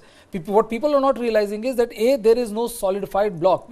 In assembly election, it may be. In national election, it's a completely different gig altogether. Rahul Gandhi has not been able to sell anything whatsoever. The majority chunk of the OBC votes they see themselves behind Prime Minister Narendra Modi, whether you like BJP or not like BJP. And in middle of all this, when you try to target people or behave like a petulant child, which says, oh, you have not voted for me, I'll be upset with you, or you try taking on the frustration with the reporters on the ground and things like that. Why don't you ask your state chieftains to take that frustration on the top man? It's very, very juvenile approach to fight a particular election. When on the other side, even the regional parties are fighting it. Ajit, it also tells me one thing, because southern states are behaving very differently from the northern states. Northern states, there is a saturation. I'll take you through the data of Andhra Pradesh also. We have discussed Kerala, we have discussed Telangana, we have discussed Tamil Nadu. Now we are in Karnataka. It's behaving slightly differently, but it also tells us the caste census pitch has not worked. वो नहीं चला. Yeah, I mean, caste census was meant for the 1990s, not when you have an aspirational class in 2024. आप ऐसे कैसे कह सकते हैं? उन्होंने तो न्याय को दोबारा लॉन्च कर दिया. नहीं, लॉन्च करने के लिए तो ठीक है, लॉन्च करने के लिए तो they go ahead and launch several other things, right? 1% versus 99% and all that. Old wine in new bottle. Let's talk about what Brijesh pointed out very intelligently. Brijesh said that, see, the Lok Sabha election is fought, the main issue is Modi versus the Tina. There is no other leader on the other side. Who will the voters vote for? You're voting for the Prime Minister, right? So assembly elections, even though Congress won very well in Karnataka, I mean robustly, but I don't think it will matter in the Lok Sabha polls. Similarly, Tamil Nadu, when you guys were discussing, look, someone pointed out that the development model of Modi ji will not sell in Tamil Nadu. I think the opposite. The first seat BJP is winning in for sure in Tamil Nadu is Coimbatore. That's the largest industrial hub of Tamil Nadu. Second, the cultural connect, Kanyakumari. These two seats are for sure for BJP. And I tend to agree with one of the speakers who said that our numbers underestimate the BJP strength. Even I think that the southern push by the BJP for the last 2 years that they have kept in these 130 seats, which they had never won, the way Prime Minister Modi has taken the leadership, and along with him, Nirmala Sitharaman, Jai Shankar, the local leadership of Tamil Nadu, they have worked so hard that I have a feeling both the cultural connect and the development argument will sell, because after all, there is anti-incumbency against the DMK. So I have a feeling that, because of first past the post system, it is possible that even a percentage vote increase massively for the BJP in Tamil Nadu, it may not generate enough seats. But I won't be surprised if the BJP wins about 4 seats, 6 seats. They are aiming for 10 seats, in fact. So similarly in Karnataka, I think they are going to sweep. In Telangana, South Telangana, they are going to sweep. And the other advantage in Karnataka is, which all of us forgot to mention, is this alliance with the JDS. Congress very arrogantly pushed away Deve Gowda out of the alliance. So the Vokaliggas are also coming back, the Lingayat plus Vokaligga. Absolutely. So that alliance is going to push up the BJP seats in the Lok Sabha and maybe in the future assembly polls. Yeah, you have a point. Yeah. This time we are going to see a very different election where the BJP is going to perform very well in the south compared to, let's say, 2014, 2019. Okay. There's one more state left, and that state gave 49% votes to YSR Reddy, YSRCP party, and that state gave 49%, 0.3 or 0.4 votes in both Assembly and Lok Sabha segments. That's called Andhra. And it went to Jagan Mohan Reddy, YSR Reddy's son. NDA is getting 11 seats and YSRCP is getting 14 seats. Last time, Jagan had 2/3 seats in the assembly, 2/3. And it also ended up getting 70% of the Lok Sabha constituencies. If you look at the data, he got 48 and 49% vote, Assembly and Lok Sabha. That's roughly 50%. BJP, Pawan Kalyan and TDP put together will be at 49. So it's an equal match. So it means that this three-party alliance is giving a fight to Jagan Mohan Reddy. Rakesh.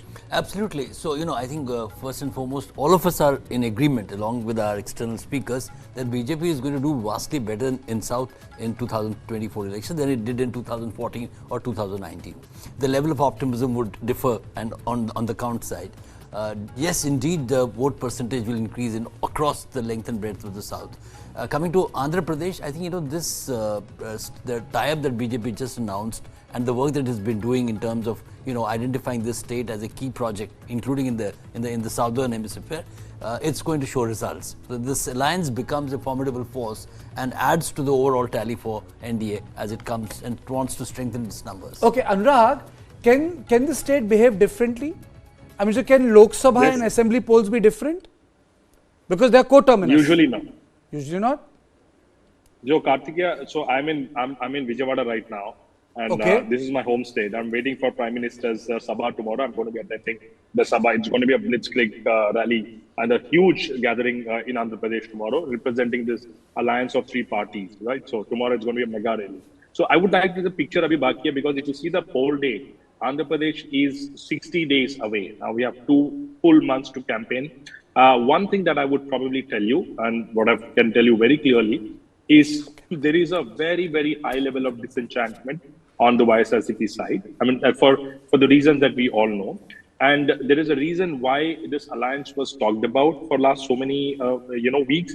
Now it has come into the being. And not to forget, BJP in this alliance, although they had less than 1% of share or close to 1% of seat share in the last election, this time they've got 6 seats as a part of the coalition.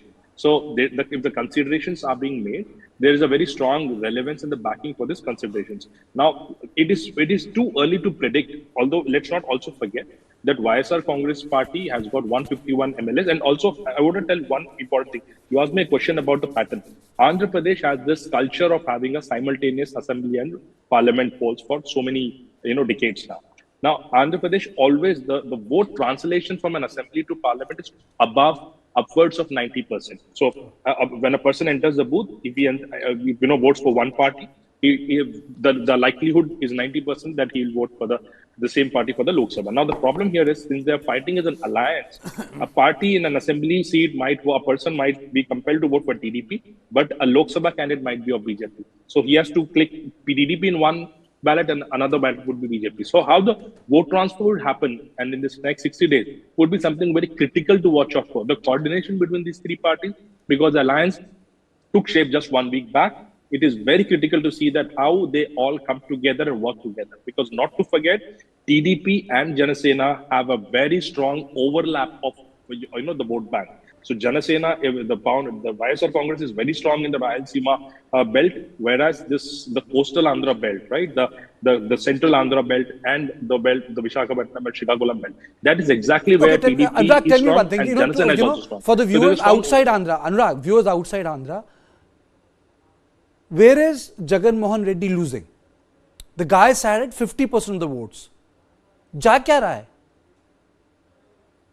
So there is one very important point, Karthikeya. There is a community called Kapo community, for which the Janasena president, Pawan Kalyan represents. They are 26% of the vote. They voted strongly in favor of Jagan Mohan Reddy. That resulted in 151 seats in the previous election. Now this Kapo factor is going to play. There's a strong disenchantment in this particular community that is majority right now. And that is led by, it is said that it is led by Pawan Kalyan. The time only have to prove, but Pawan Kalyan ended up getting 6% vote. This time, even if it touches a double digit, it's going to be, when the sweep happens or when there is a wave in one particular community, you may expect that rippling effect. So this Kapu community will play a very dominant role in this election, and looks like wherever this community shifts, the balance will shift towards that. So the backward caste, the backward community, which is close to 40%, they were strongly with, 40% of this 49% of the vote that you're talking about, YSR Congress, comes from only BCs, OBCs, and other backward communities, right? So here's a very strong vote bank, and they're going to be, majority of them are going to be YSR Congress. So make no mistake, they are going to be having a formidable vote share, close to 45-46%. I'm very sure about it, because that's the standard vote bank. There will be a very tight contest, but the Kapu factor will play the dominant role in this election. And if Pawan Kalyan is, able to convince the Kapus or the community to vote in favor of this grand mega alliance, I think things would change. Okay. Now let me go back to a state in India's east, which is in news because of Sandesh Khali. It's not a small state. Substantive number of seats. It's more than Bihar, less than Uttar Pradesh, but more than Bihar. I'm talking about West Bengal. I'm talking about Khela Hobe. I'm talking about BJP. Rakesh, Khela Hobe? Khela Hobe. Quite interesting numbers that you're showing up, Karthikeya, and a little surprising, looking at the numbers that BJP is going to do even better than TMC. Which is, in the last elections, they were almost close to them, 22 and 18? 18, yeah. Yeah, so in that sense, it's a phenomenal growth. Is it the factor that you mentioned, or is it lack of governance, lack of trust? Let us take it to the expert. Shikha, is it Khela Hobe? Yes, of course it's game time. Of course it's game time now. But I'm looking at your numbers and I'm a little puzzled, because other surveys are suggesting that it's not quite as much in favor of the BJP as your numbers are showing. Be that as it may, your numbers are your numbers. The fact of the matter remains that 2 or 3 things have changed in West Bengal since 2019. 2019 is when, of course, the BJP made a breakthrough in the Lok Sabha election, winning 18 seats against the TMC's 22.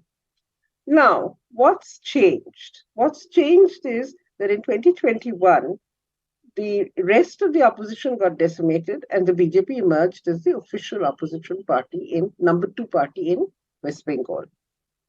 Now, that is a major political shift, major change in the political scenario. And that is an advantage that the BJP is hoping to build on.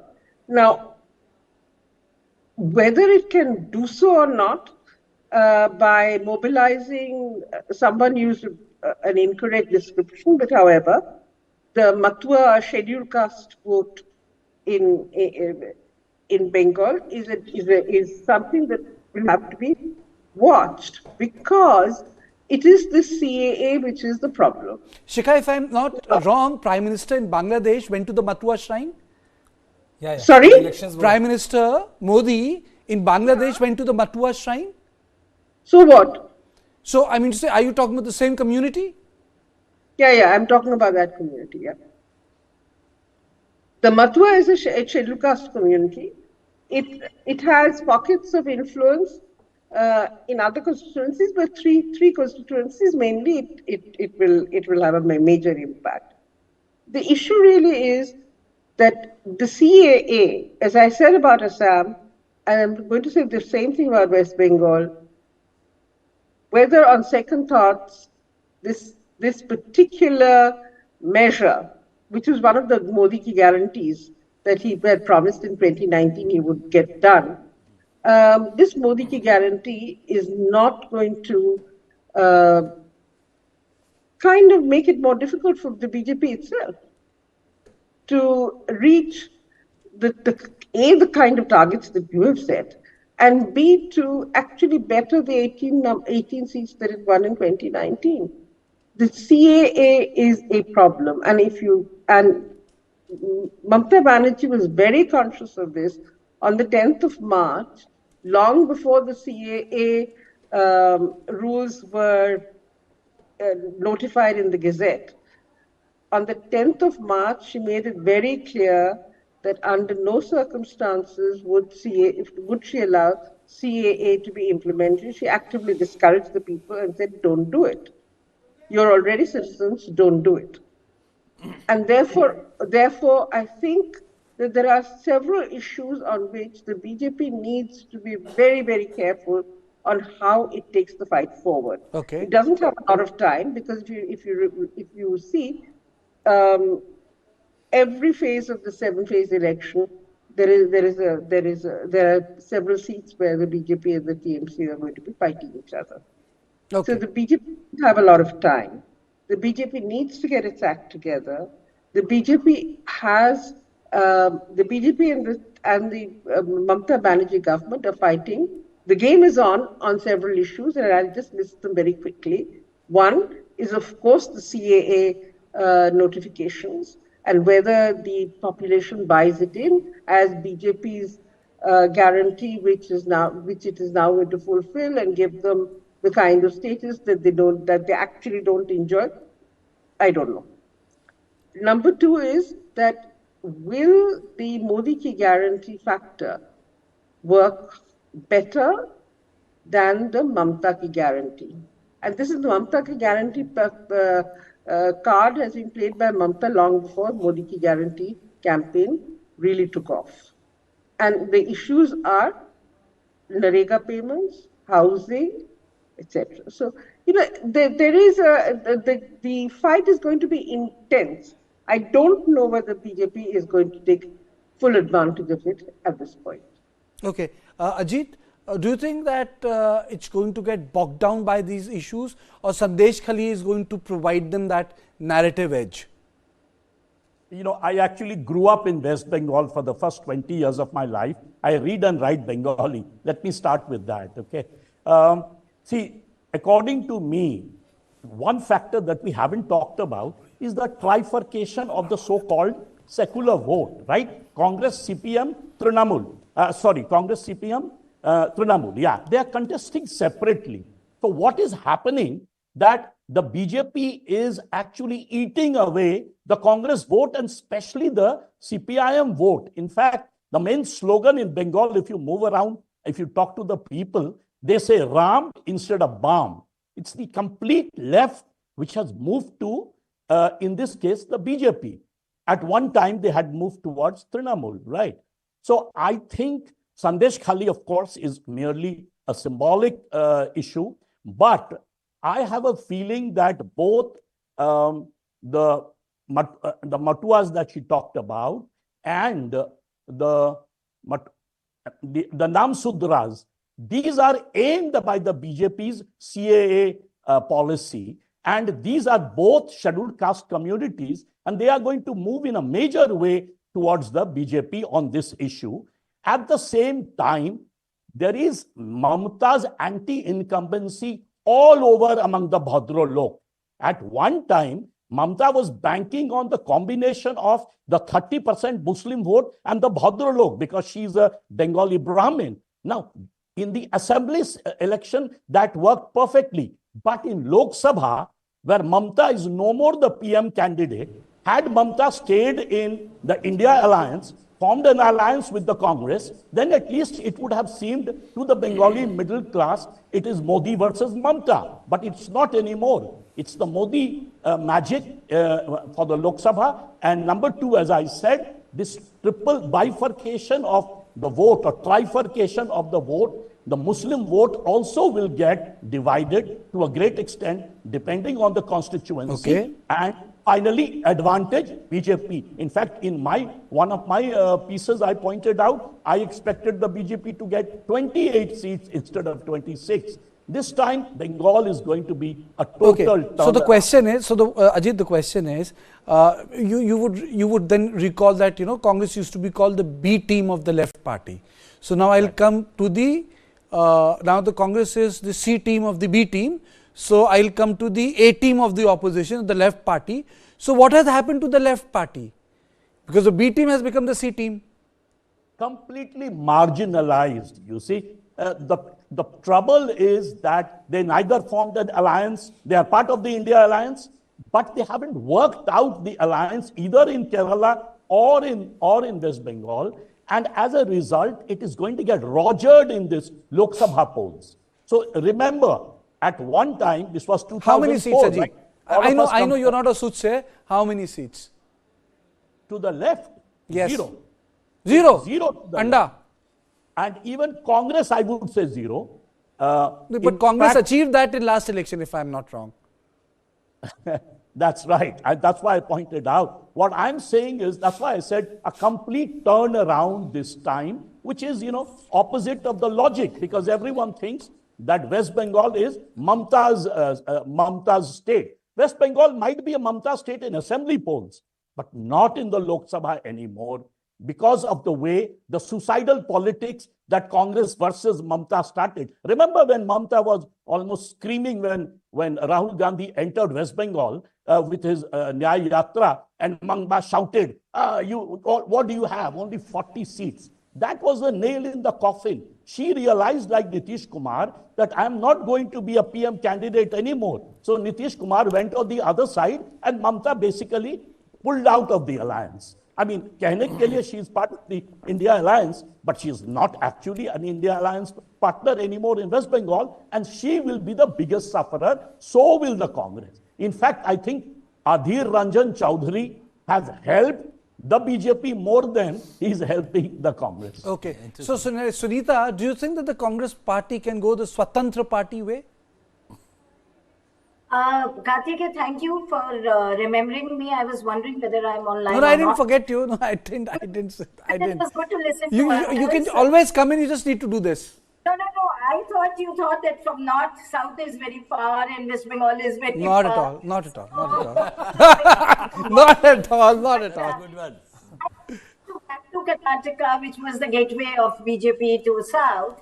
And I suppose they did better in 2019, if I remember correctly. I have not checked the figures, but they had done better and they can still do better because they have a base. Andhra Pradesh, they have done some good alliances. Coming to West Bengal, I think the elections are very unpredictable. It's too early to say that Mamata is losing or BJP is gaining or BJP is losing. We have seen how things have changed. But as you asked me about Congress party, it's very difficult to predict which way it will go, but it is going down and down and down. Okay. Brijesh? I don't think Congress winning any seat in West Bengal. It is going to be just Trinamool Congress versus the Bharatiya Janata Party. I feel that, I know that, there's a lot of enthusiasm in the BJP camp. People I have spoken to are very, they expect them to even cross the 30 seat mark, which is, usual for the political party to put an impossible task, so that if they are anywhere near that, their mission is achieved. But they feel that Sandesh Khali has given them an edge, because other than that, there was no dominant narrative which was giving them a push, to go across the whole of North, the whole of West Bengal. And the Adhir Ranjan Chaudhary, as it was mentioned, as Derek O'Brien said, the three reasons why we couldn't tie up with the Congress party was Adhir Ranjan Chaudhary, and Adhir Ranjan Chaudhary. So I agree with Ajit that he has ended up helping the BJP more than he has ended up helping the other side. Not just in West Bengal. Not just in West Bengal for sure, and others maybe. Karthik, I was on West Bengal. I think it's a little early. I would agree with Sunita that situation could change, and it's a very dynamic and very competitive space. That's the best part of West Bengal. It's no no longer either way, BJP or TMC. But the interesting thing about this election is going to be absolutely, almost complete demise of the left from south to West Bengal. I think the writing is on the wall. Unfortunately, they have not seen the writing on the wall in the last 10 years. Ideological rigidity, number one. Number two, lack of leadership down the line, and no application except, the stand that they articulate on social media. I think absence from the political space has led to their demise. Okay, Shikha, quick comment from you. Is it curtains for left? Well, I think that in West Bengal, it's going to be very difficult for the left to make a showing. About the Congress, I'm not sure, but it's interesting. Mamata has decided to challenge Aditya Chaudhary on his own turf, and perhaps the Congress may get one seat, but definitely the Congress is also in a very bad shape. The votes have been picked up by the BJP, no doubt, but within the BJP, as an organization, there's so many problems. I don't know whether they have the time to really sort it out and get themselves into the kind of lean, mean fighting machine or extravagant fighting machine, whatever it may be. A fighting machine to take on the task it needs to in order to keep Mamata contained for the 2026 election, because this is everybody saying that this is the semi-final match here. So if this is the semi-final, then I would sincerely think that the BJP needs to get its act together much more so than it is at this point in time. It is over-dependent actually on the Modi magic. And now that, we are talking about anti-incumbency for Mamata, but there is also an anti-incumbency for Modi. He's been around for 10 years. The voter, the 18-year-old voter who's going to be, the new voters, the EC was kept telling us the numbers. That new voter really has seen nobody except Modi at the helm of affairs.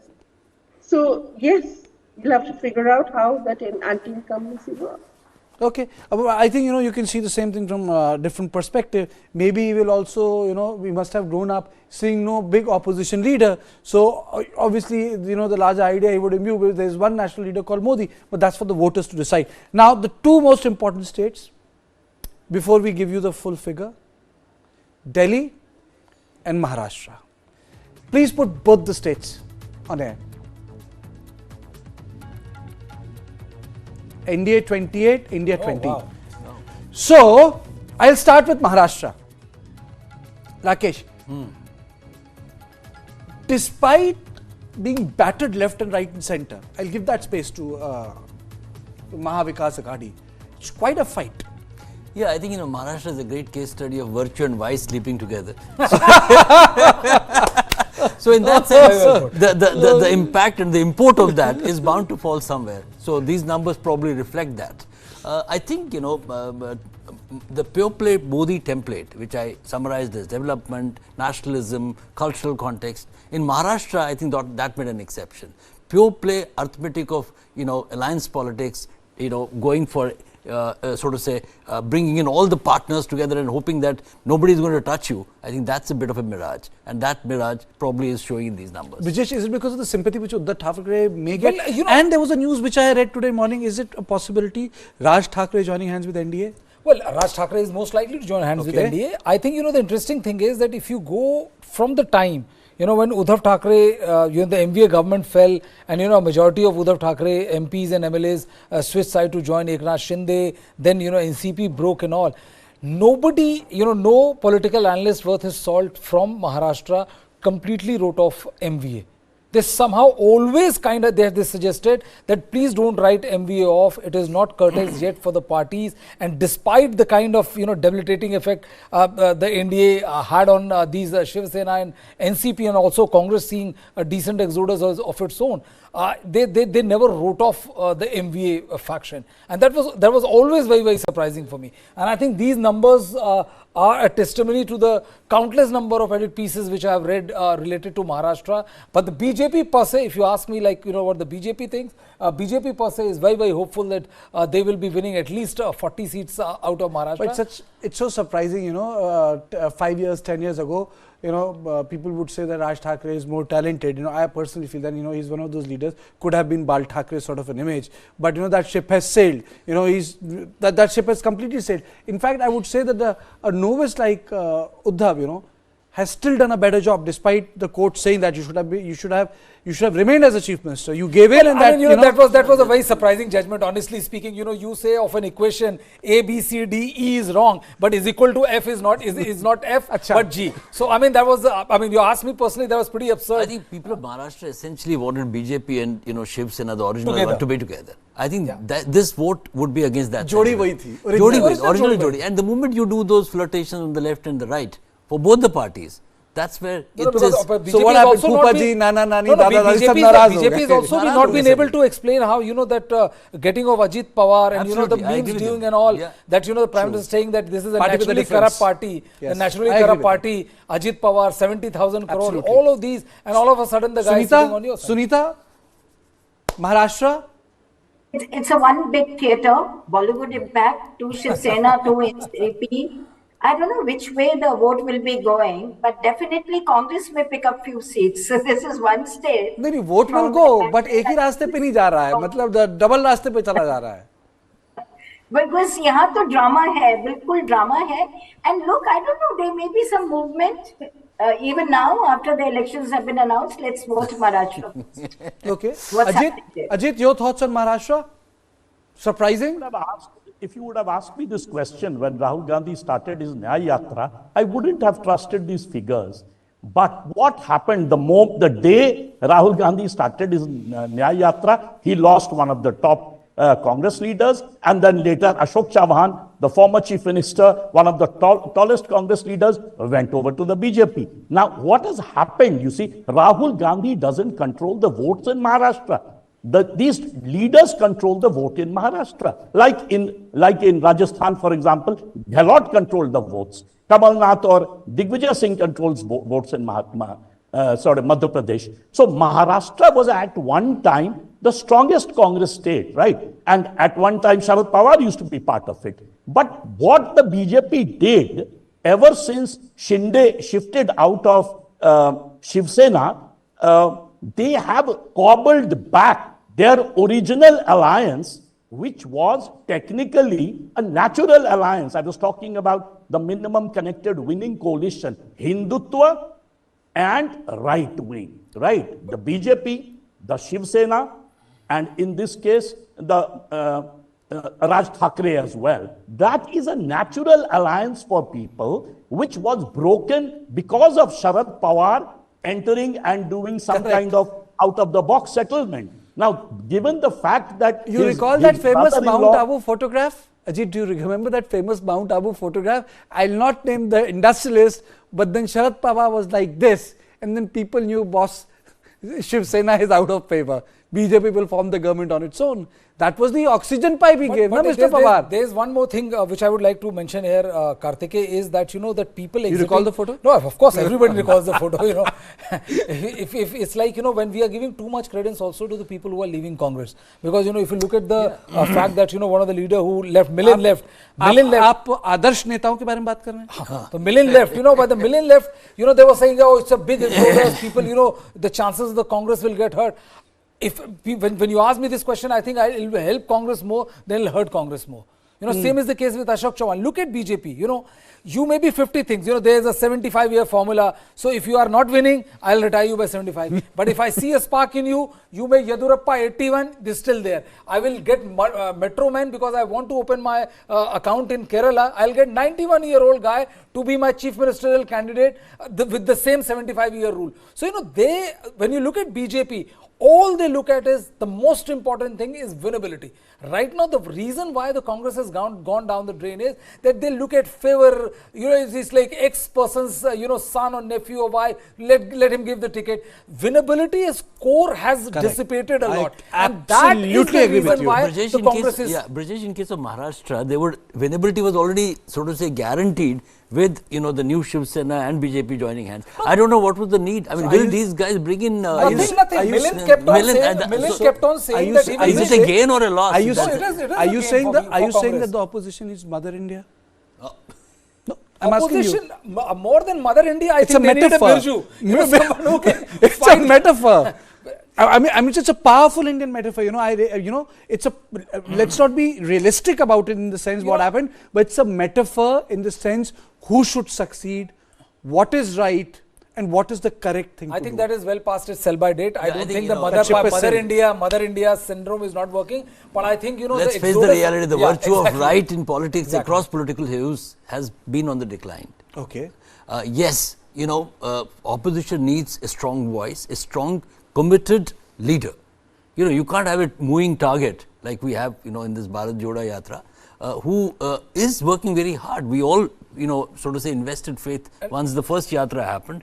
But then, closer to elections, in the first Yatra, Gujarat is one of the most important states. You'd by and large just do a cosmetic visit and don't, spend that energy there. Are you afraid of contesting where the big battle is? If you don't do that, then people will not take it seriously. I will also like to add, to buttress home my point, is like, if I don't know whether you remember KP Yadav or not. 90% of the people you ask who's KP Yadav, they won't remember. But KP Yadav turned out to be the biggest Turup ka ekka for the BJP. They gave ticket to KP Yadav, who was driver of Jyotiraditya Scindia. And he defeated Jyotiraditya Scindia. Yes. This is the kind of, killer instinct and all bets on. But what is KP Yadav doing now? KP Yadav in all likelihood will come back to the Congress party. Okay. Will come to Congress party. Okay. Or hasn't he already joined, or he is supposed to? I think he's supposed to. Okay, now the last state. Delhi. Low. Yeah, be 0. Quick comments, Shikha, from you on Delhi and Maharashtra. AAP is not holding on. AAP Congress combined. Can you please unmute yourself? I think it's quite amazing. After all the celebrities who shifted away from the Congress, away from the NCP, etc., it's such a tough fight. I think that's quite an astonishing number that you've come up with. About Delhi, interesting, because what you're saying is that it's back to where it was, and the BJP's strategy of putting in new faces, including Dr. Harshvardhan, is going to yield dividends. Let's wait and see. Sunita, Mr. Harshvardhan has been retired. AAP has lost completely. Aam Aadmi Party is also lost. You have to also understand that it's not an Aam Aadmi Party alone. It's a AAP Congress combined. It's a 4-3. 4 seats Aam Aadmi Party is contesting. Congress contesting on 3 seats. The thing is that the BJP has gone for a major surgical strike in the state of Delhi. They have removed 6 of the 7 candidates who had won. So let me rephrase the question, Rakesh. So let me rephrase this question. Kejriwal in 2014 projected himself as a national candidate. Now, if state and national votes are behaving differently, my question is, it also means that Kejriwal is not being considered as a national candidate? No, I'll just first focus on Delhi. I again say, like UP, my view is that Kejriwal should have gone all alone without Congress. Okay. Then it would not be 7-0. Okay. I'm sticking my neck out. Really? Yeah, because all this while, Delhi know him as someone who fought Congress tooth and nail. He fought BJP also, but he fought Congress all this while that we have known Kejriwal. And now, he's openly embraced. And the India alliance. So are you saying the Congress is the baggage? It's a baggage in Delhi, and if this result holds true, a baggage is a baggage. It's a baggage. That's Delhi or Mumbai. I say that it's a different baggage. There's a baggage which you have to drag, and there's a baggage which you put on a backpack and go happy. Okay, interesting. That's an interesting. So AAP stood a chance if it had contested alone. I still feel that it might not be 7-0 because I personally don't feel that it's going to be 7-0. But the reason I'm saying is that though on arithmetically, if you talk one by one, which seat do you think the Congress can win in Delhi? Chaliye. It's difficult to predict, because they've done very well. I think Chandni Chowk they have a very good chance. Chandni Chowk? No. They have a good chance. I would say if it's a guess, it's a guess. It would be the Northeast or East Delhi. Mahabal Mishra is a good shot. Okay, if it's not 7-0, what do you think? Chandni Chowk, East Mahabal Mishra is a good shot. Okay, right now. Ajit, ex-Congress import to Aam Aadmi Party. Yeah, please. The precondition is if there is 100% transfer of votes between the AAP and the Congress, I think these numbers won't happen.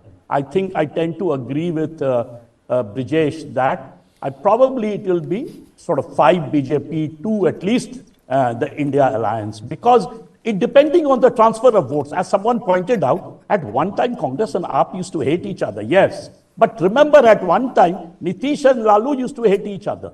But how their combination had beaten BJP in 2015 in Bihar. I have a feeling if there is total transfer of votes between the two parties, which I don't know if it will take place, but if it does, then I disagree with this result of 7-0.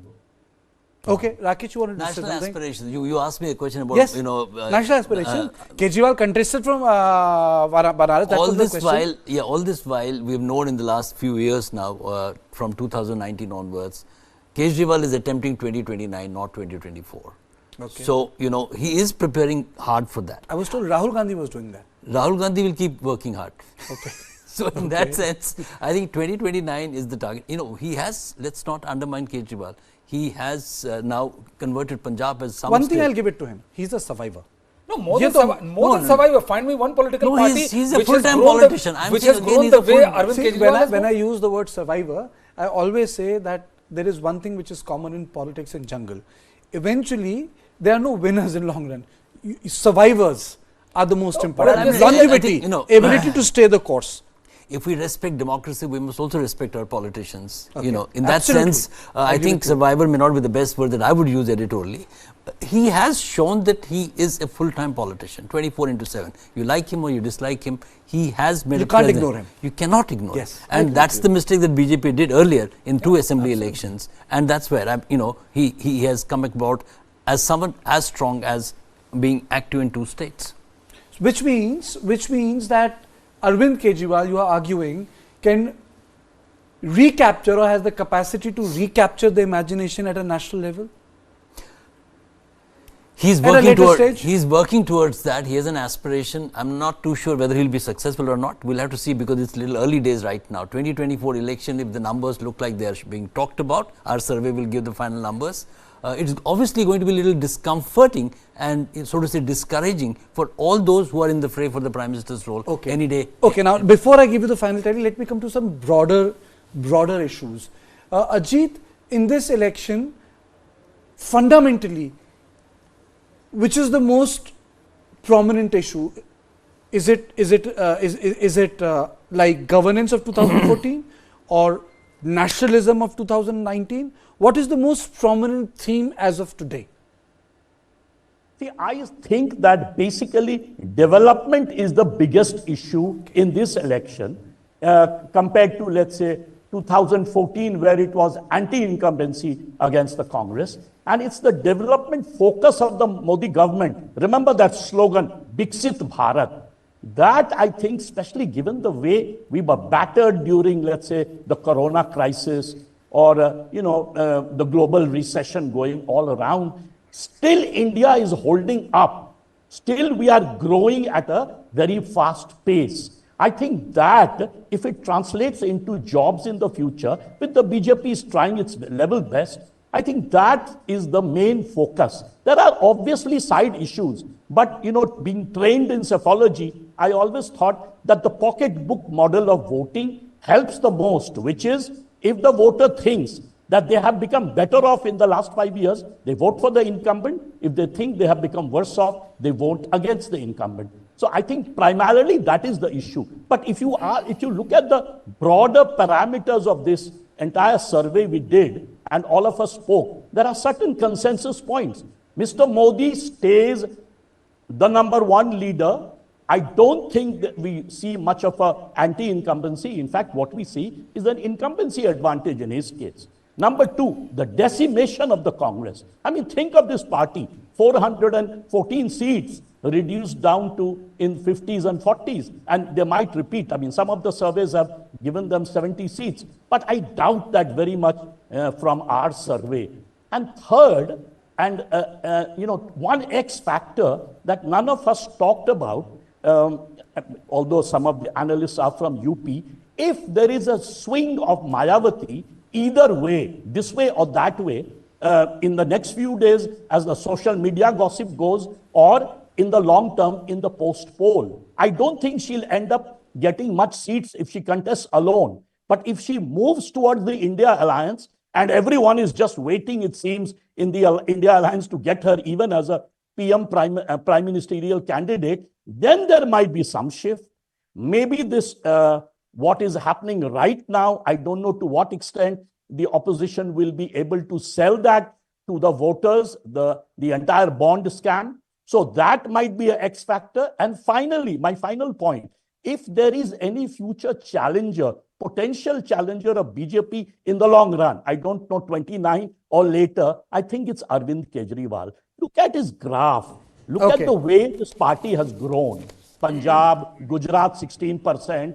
You know, now, in fact, he's one guy who has tied up desperately with the Congress in order to increase its Lok Sabha seat. This is a very smart man. He's a centrist party guy. He puts on Tirpunda Chanan and goes and, does politics. I think, Ajit, I think time now to give you the big picture.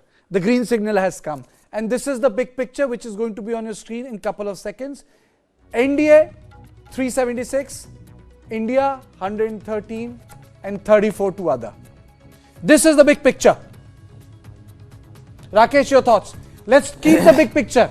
Let's keep the big picture on air. This is exactly on the lines that Modi and his government has been talking about. With new allies in its fold, this number probably could hold on. Slightly on the optimistic side to my mind. Okay, can I just take you through little details? In this NDA, BJP is 333 seats, JDU is 15 seats, TDP is 7, Shiv Sena plus AP is 11, LJP 5, and then in this seat HAM is 1. In India, Congress is 48. DMK is 23, MVA is, and in this SP is 6. And in others, YSRCP is 14 seats. Where is Arvind Kejriwal, India or others? Arvind Kejriwal has been put in the NDA, India, but the basic issue is it's 333 seats of BJP and 48 seats for the Congress party. Look at the difference. I mean to say, look at how time has traveled in the last 10 years. It's not a joke. Without doubt, Prime Minister Modi, today is the most popular leader, and the distance between the competitor and him is only increasing by the day. And as Ajit rightly pointed out, it's a combination of factors: development, nationalism, cultural context. All these are playing in a very, very positive way for the BJP and its allies. And I think there is consensus across the country on Modi driving the growth agenda that we have today. Interestingly, Karthik, for someone like me, like 2047 looks like very far. But India being essentially a young country, it's just 2 decades away. So that reason to celebrate and hope for a better tomorrow, that's what Modi calls the new India. He has laid the roadmap for that. So 2047 is obviously now coming across as a very, very important election pitch. Okay, Brijesh.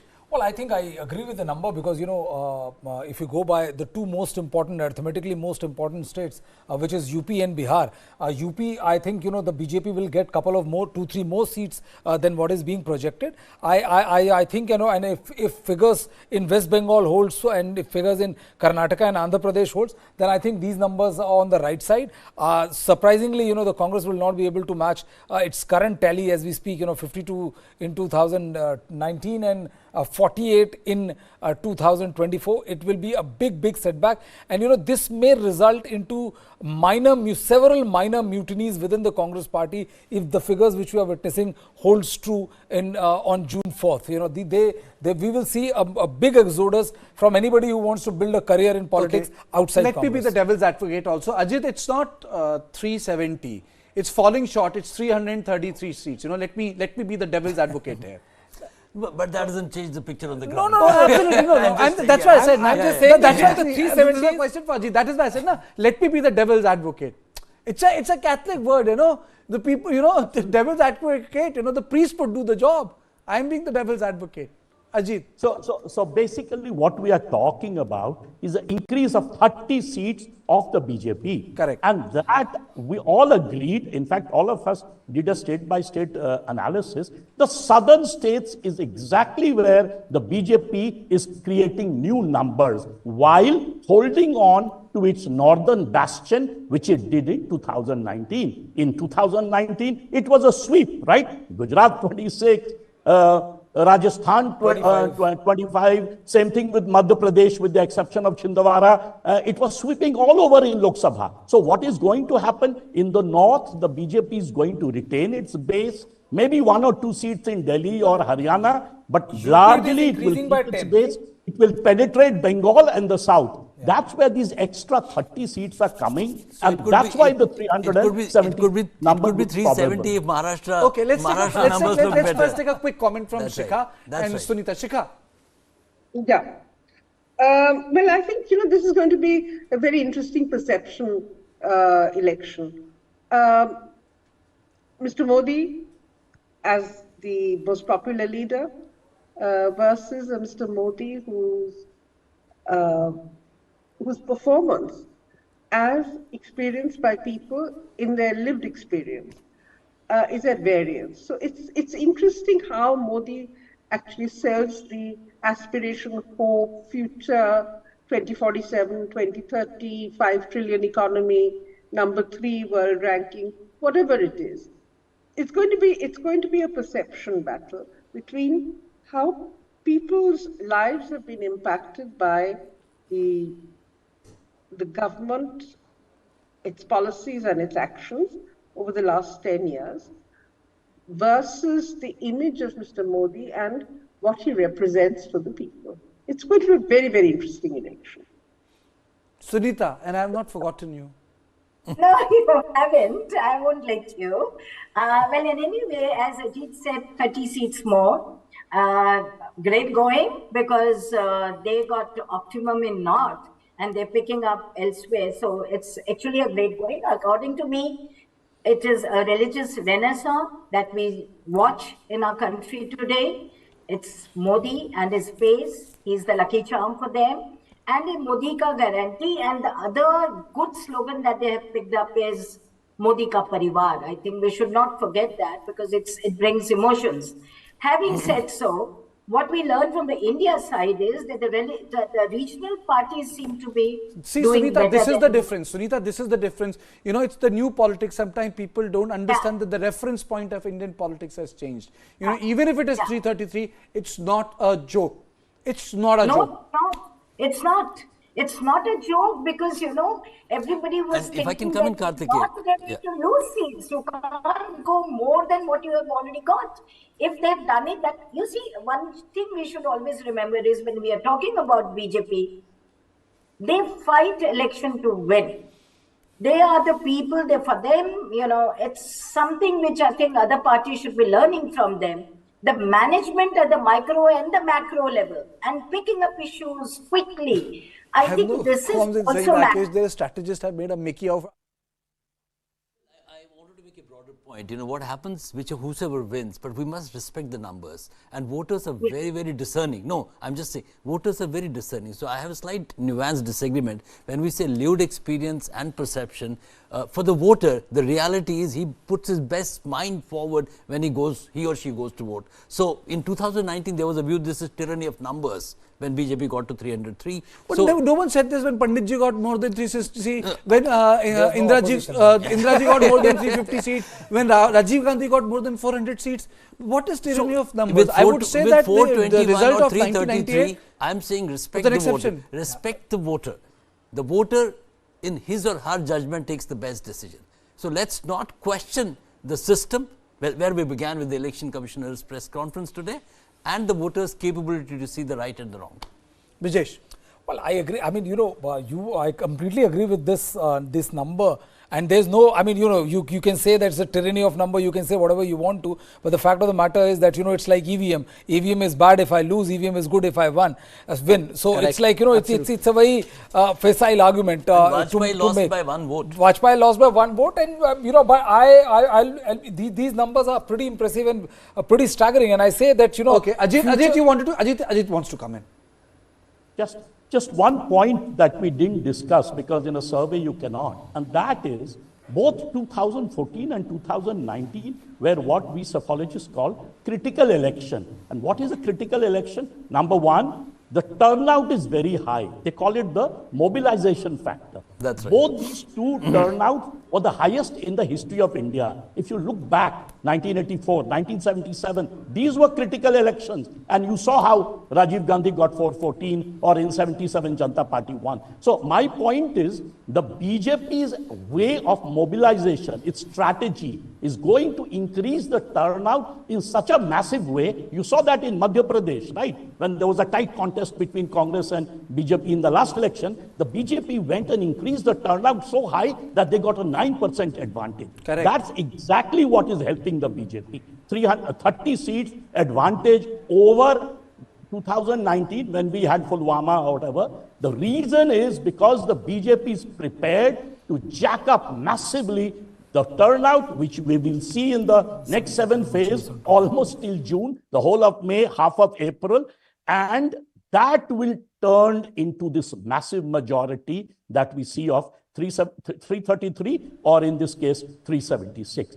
That is a trick that the Congress doesn't know. That is a trick that that Aam Aadmi Party knows, but the other regional parties don't know. I asked this question. Do you think that the Congress party can go the Swatantra Party way? Because that's the only time in India a party folded up that was set up by Rajaji. Ajit. Are you asking me? Yes. No, obviously, well, ideologically it cannot, right? Because that was the one party in India which was really free thinker, which really, correct, right in 1947, you had a party in 52 which basically contested on the issue of liberalization. Correct. Look at Congress. Congress has become another CPM. It has become a left loon party under Rahul Gandhi. It was a different party under Rajiv Gandhi. It was a party of hope. It was a party of export promotion. Remember, ISI under Indira Gandhi and export promotion under Rajiv Gandhi. Technology, computer mindset. Under mindset. Narasimha Rao, party was a party of liberalization. I think very well said. Rahul Gandhi has moved it back completely to the left, and that is what is decimating the Congress all over the country. I think someone told me that Tony Coburn model is something which got implemented in this party. It didn't work there, and it hasn't worked here.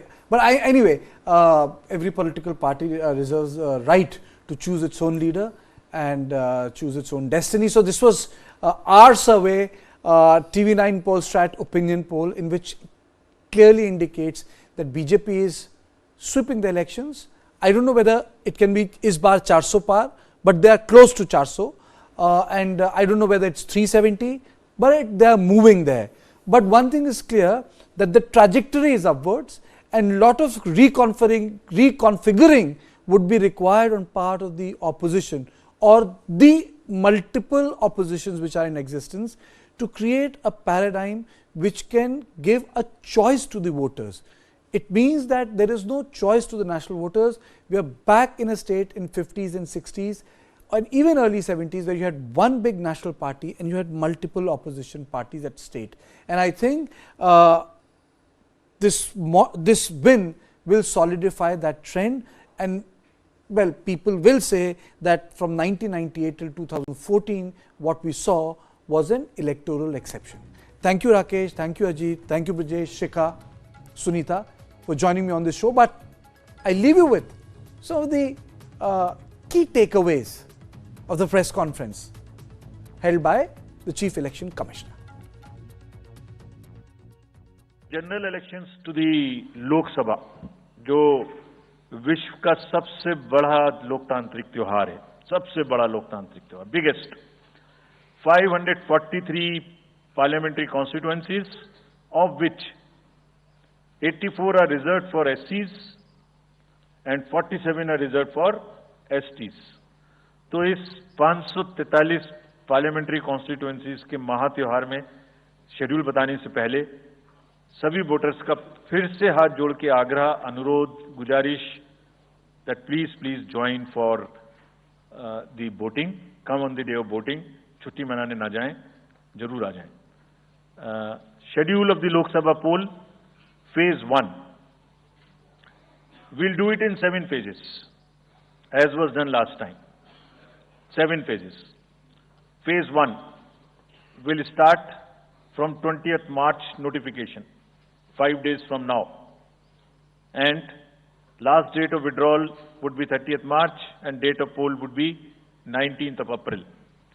इसमें phase 1 का schedule एक दिन से हमें 2 बार करना पड़ रहा है, फिर बिहार के लिए वहां एक फेस्टिवल है, तो नोटिफिकेशन की डेट सेम है, लेकिन बस लास्ट डेट ऑफ विड्रॉल हमें 30 मार्च की जगह 2 अप्रैल सिर्फ बिहार के फर्स्ट फेज के लिए करनी पड़ रही है, क्योंकि वहां त्योहार है। और 19 अप्रैल को यहां वोटिंग होगी और पूरी कंट्री में 4 जून को काउंटिंग होगी। So phase 1 this will look like this. ये मैप भी हम आपको प्रोवाइड कर देंगे। अभी ये जो येलो पोर्शन है ये ऐसा दिखाई देगा। तो इसमें जो फेज 1 का जो मैप है, इसमें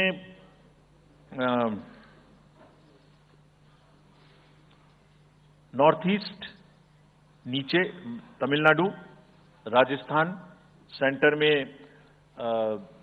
छत्तीसगढ़, मध्य प्रदेश और उत्तराखंड, और ऊपर में जम्मू कश्मीर की 1 पार्लियामेंट्री कॉन्स्टिट्यूएंसी।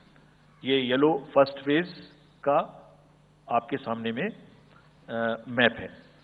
सेकंड फेज और फर्स्ट फेज में 21 स्टेट्स जाएंगी पोल में। Second phase notification will start on 28th of March and date of poll will be 26th of April. Similarly here in case of J&K, because of the some holiday, the date of one day would be different, date of security of nomination would be different, but date of gazette notification और date of poll would be common. Phase 1 में 21 राज्य polling में जाएंगे और phase 2 में उसमें से और राज्य जुड़ जाएंगे। So this is the map which would be phase 2, जिसमें हम नॉर्थ ईस्ट में काफी जगह चुनाव को कंप्लीट करते हुए, तमिलनाडु में कंप्लीट करते हुए, सेकंड फेज में राजस्थान को भी कंप्लीट करेंगे। Phase 3 would be from 12th of April and date of poll will be 7th of May.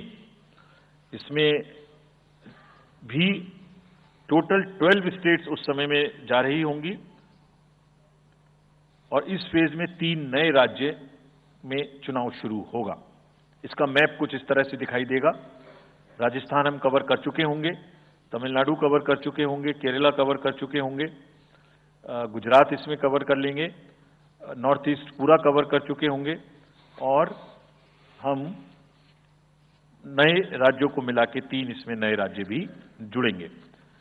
Fourth phase में 18 अप्रैल को गजट नोटिफिकेशन होगा और date of polling would be 13th of May. Date of counting in the entire country would be 4th of June for all by-elections, for the assembly elections, for the parliamentary elections. इसका map कुछ इस तरह का दिखाई देगा। इस समय तक हम इसमें Telangana, Andhra, Orissa would start and by that time other than that entire South India would be complete, entire Western India would be complete, North East would be complete. और फिफ्थ फेज 26 अप्रैल से शुरू होगी और 20 मई तक चलेगी। 20 मई तक डेट ऑफ पोल होगी, बीच में नॉमिनेशन, स्क्रूटनी और विड्रॉल की डेट्स रहेंगी। Counting of course is 4th of June. It will look like this, which is in front of you, and phase 5 में 49 constituencies will be going to the poll. Phase 6 में 57 constituencies will go to the poll, starting from the gazette notification on 29th of April and finishing on 25th of May 2024. इसका map कुछ इस तरह का दिखाई देगा कि मोस्टली यूपी, बिहार, बंगाल, उड़ीसा और साथ में कुछ नॉर्थ का पोर्शन चालू रहेगा। Last phase, 7th phase, notification will be on 7th of May and polling on 1st of June. So last polling would be on 1st of June and counting on 4th, and इस phase में पूरा पंजाब, हरियाणा भी शामिल रहेगा, Bengal, Bihar, Orissa. Political parties have come into existence because of the EVMs. There are many smaller political parties which in the age of the ballot papers might have not come into the existence. It was the fairness and the political parties know in the heart of their hearts. सबको सब EVMs का 3-3 बार mock poll होता है, candidates के सामने में होता है। फिर भी अगर कुछ आप किताब लाए हैं, किसी के पास है क्या? एक हमने किताब भी बनाई है, एक जितने लीगल केसेस 40 केस, देखिए These are 40 cases on EVM. इसमें FAQ भी है, आप सब लीजिए इस किताब को हमसे। इसमें FAQ भी है और इसमें फ्लो चार्ट्स भी हैं। देखिए हमारी वेबसाइट पे है ये, थोड़ा पढ़ने का तो कष्ट करिए, खासतौर से जो एक्सपर्ट महोदय हैं, वो बहुत सारे एक्सपर्ट्स हैं यहाँ, मतलब कंट्री में कोई भी बन जाता है, किसी पे कोई रोक नहीं है। हमने इसमें चार्ट भी लगाया है कि कितनी बार सत्ता में रहने वाली पार्टियां ईवीएम ने बदल दी। तो मुझे भी ईवीएम पे फिर मैं रात सोच रहा था ये प्रश्न तो आएगा जरूर, तो फिर रात को मैंने कुछ लिखा अपने हाथ से, वो फिर आपको सुनाता हूं। अधूरी हसरतों का इल्जाम, अधूरी हसरतों का इल्जाम हर बार हम पर लगाना ठीक नहीं। ये ईवीएम कह रही है, मैं नहीं कह रहा हूं। अधूरी हसरतों का इल्जाम हर बार हम पे लगाना ठीक नहीं, वफा खुद से नहीं होती, खता ईवीएम की कहते हो। और बाद में गोया जब परिणाम आता है तो उस पर कायम भी नहीं रहते, आप ही के पक्ष में रिजल्ट आ जाता है। ये क्या बात है भाई, कितने दिन? EVMs are 100% safe, 100% sure. We know now in last 2 years again we have done large number of improvements. एक EVM की नंबर जो भी किस बूथ पे जाएगी वो कैंडिडेट को दिया जाएगा।